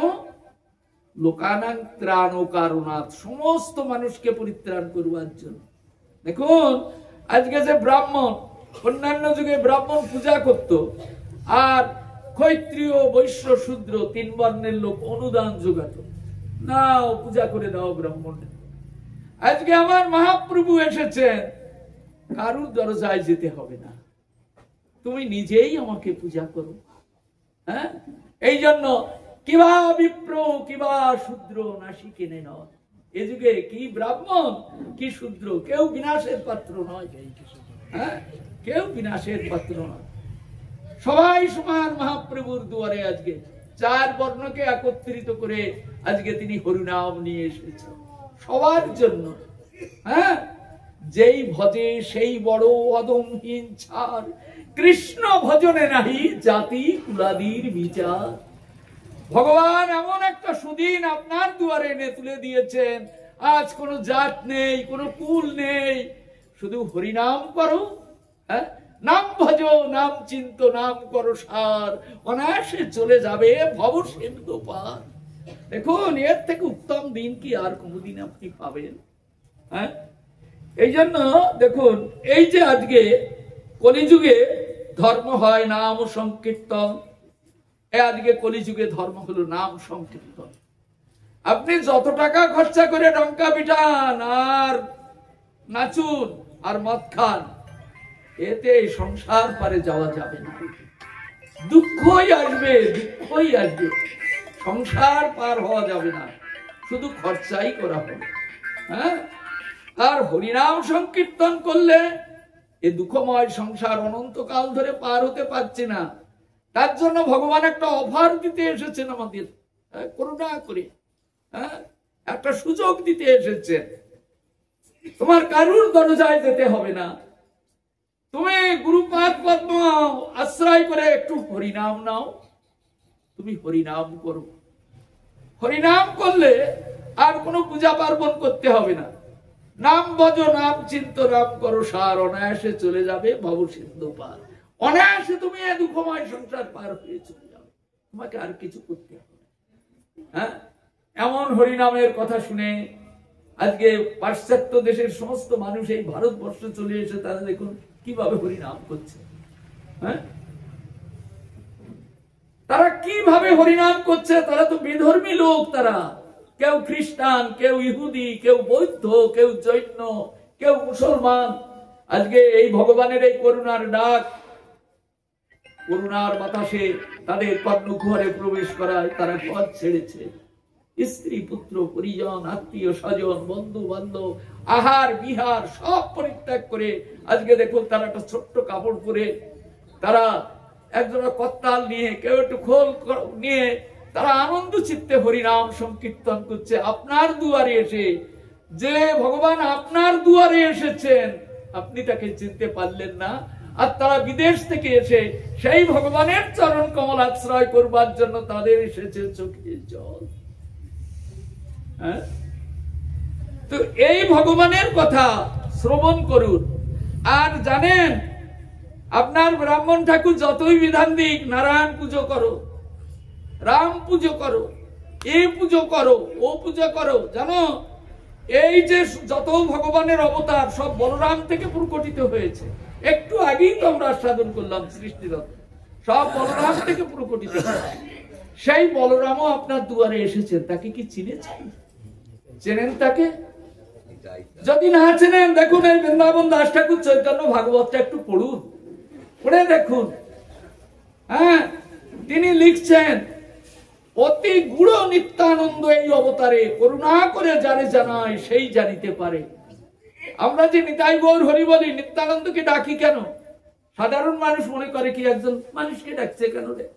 হ্যাঁ, এই নিত্যানন্দ কে জানেন? গোপীগণের যেবা প্রেম কহে ভাগবতে, একলা নিতাই হতে পাইবে জগতে। এই চৈতন্য ভাগবতে দেখবেন বলরামের রাস আছে, বলরাম রাস বিহার করেছেন। ভগবান যখন যেমন রাস বিহার করেছেন, তেমনি আপনি শেরগড়ে যাবেন, শেরগড় থেকে একটা রাস্তা তপবনের দিকে গেছে, বাঁ দিকে আপনি দেখবেন বলরামের রাসস্থলী। এইখানে বলরাম রাস বিহার করেছেন। হ্যাঁ, তো বলরাম এইখানে রাসবিহার করে গোপীর প্রেম ভিক্ষা করেছেন। হে গোপীগণ, আমায় প্রেম দাও। বলেন, তুমি প্রেম নিয়ে কি করবে? বলেন, আমার দরকার আছে। কি দরকার তা তিনি বলেননি। তাই সেই বলরাম আজ নিত্যানন্দ স্বরূপে আজ গোপীর প্রেম বিতরণ করতে ওই মহাপ্রভু আর নিতাই চাঁদ দুইজনে একত্রিত হয়েছে। এই নিতাই চাঁদকে আপনি যদি পূজা করেন, আপনার নারায়ণ পূজা হবে, রাম পূজা হবে, বরাহ, কুর্ম, নৃসিংহ, বামন, মৎস্য, যত ভগবানের অবতার আছে সমস্ত অবতারের পূজা হবে আমার নিতাই চাঁদের চরণ কমলে। এমন নিতাই চাঁদ থাকতে আমরা যদি তাকে চিনতে না পারি, তাহলে আমরা বুড়ো না, হতবুদ্ধি আমরা। হ্যাঁ, তাই এই নিতাই চাঁদের চরণ কমল। আজকে ভগবানের অপার করুণায় আজ এই অঙ্গনে আমরা বসে ভগবানের কথা বলছি। এখানে আজকে নাম যজ্ঞ হবে, কেননা মহাপ্রভু নিজে বলছেন, করৌ নাম যজ্ঞ সার, নাম যজ্ঞ না কইলে কেহ নাহি হয় পার।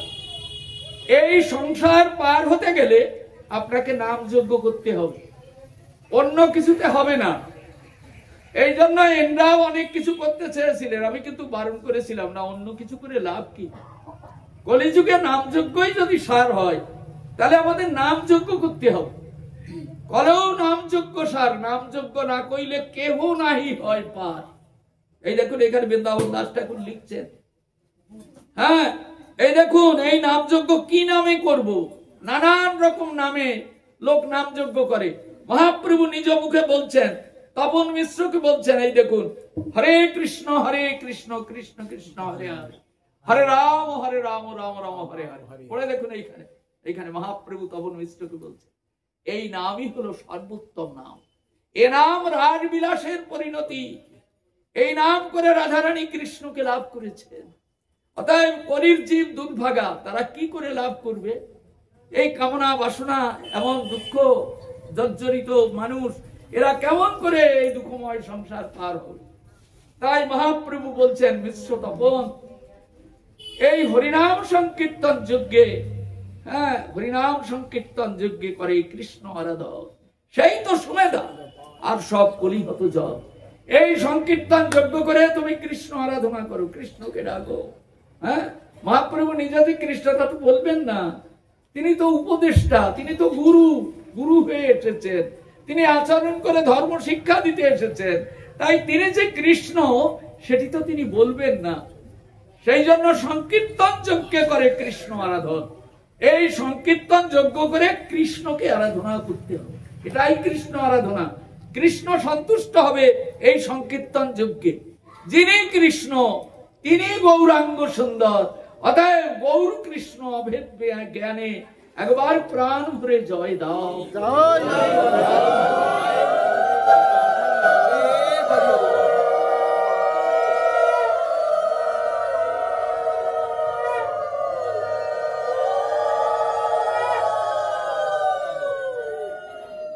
তো আজকে অনেক রাত হয়ে যাচ্ছে।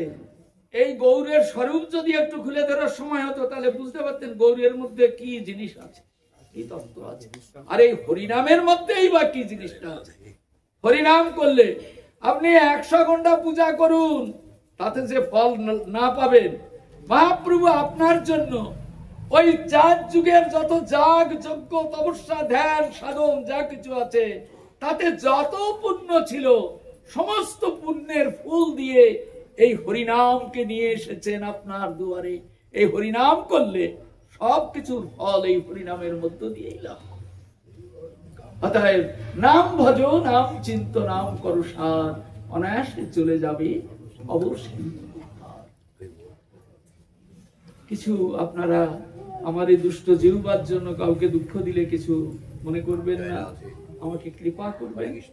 হ্যাঁ, যেন আমিও যেন প্রাণ ভরে নিতাই গৌরের চরণ কমলে আমার দেহ মন জীবন যৌবন যেন সঁপিয়ে দিতে পারি। আমিও প্রার্থনা করব যে ভুল আমরা করে আসছি সেই ভুলের সংশোধন হয়ে যাক। হে নিতাই গৌর, কৃপা করুন যেন তোমার চরণ কমল আমাদের হৃদয় মন্দিরে জাগরিত হয়ে আমরাও যেন প্রাণ ভরে হরিনাম সংকীর্তন করে পার হয়ে যেতে। জয় নিতাই গৌর।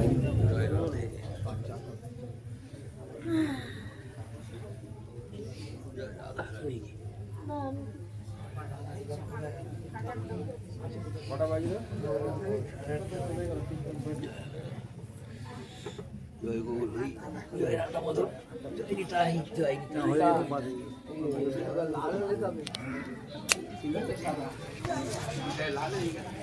লাল হয়ে গেছে, গুরু তো আমাদের গুরু হলে লাল হয়ে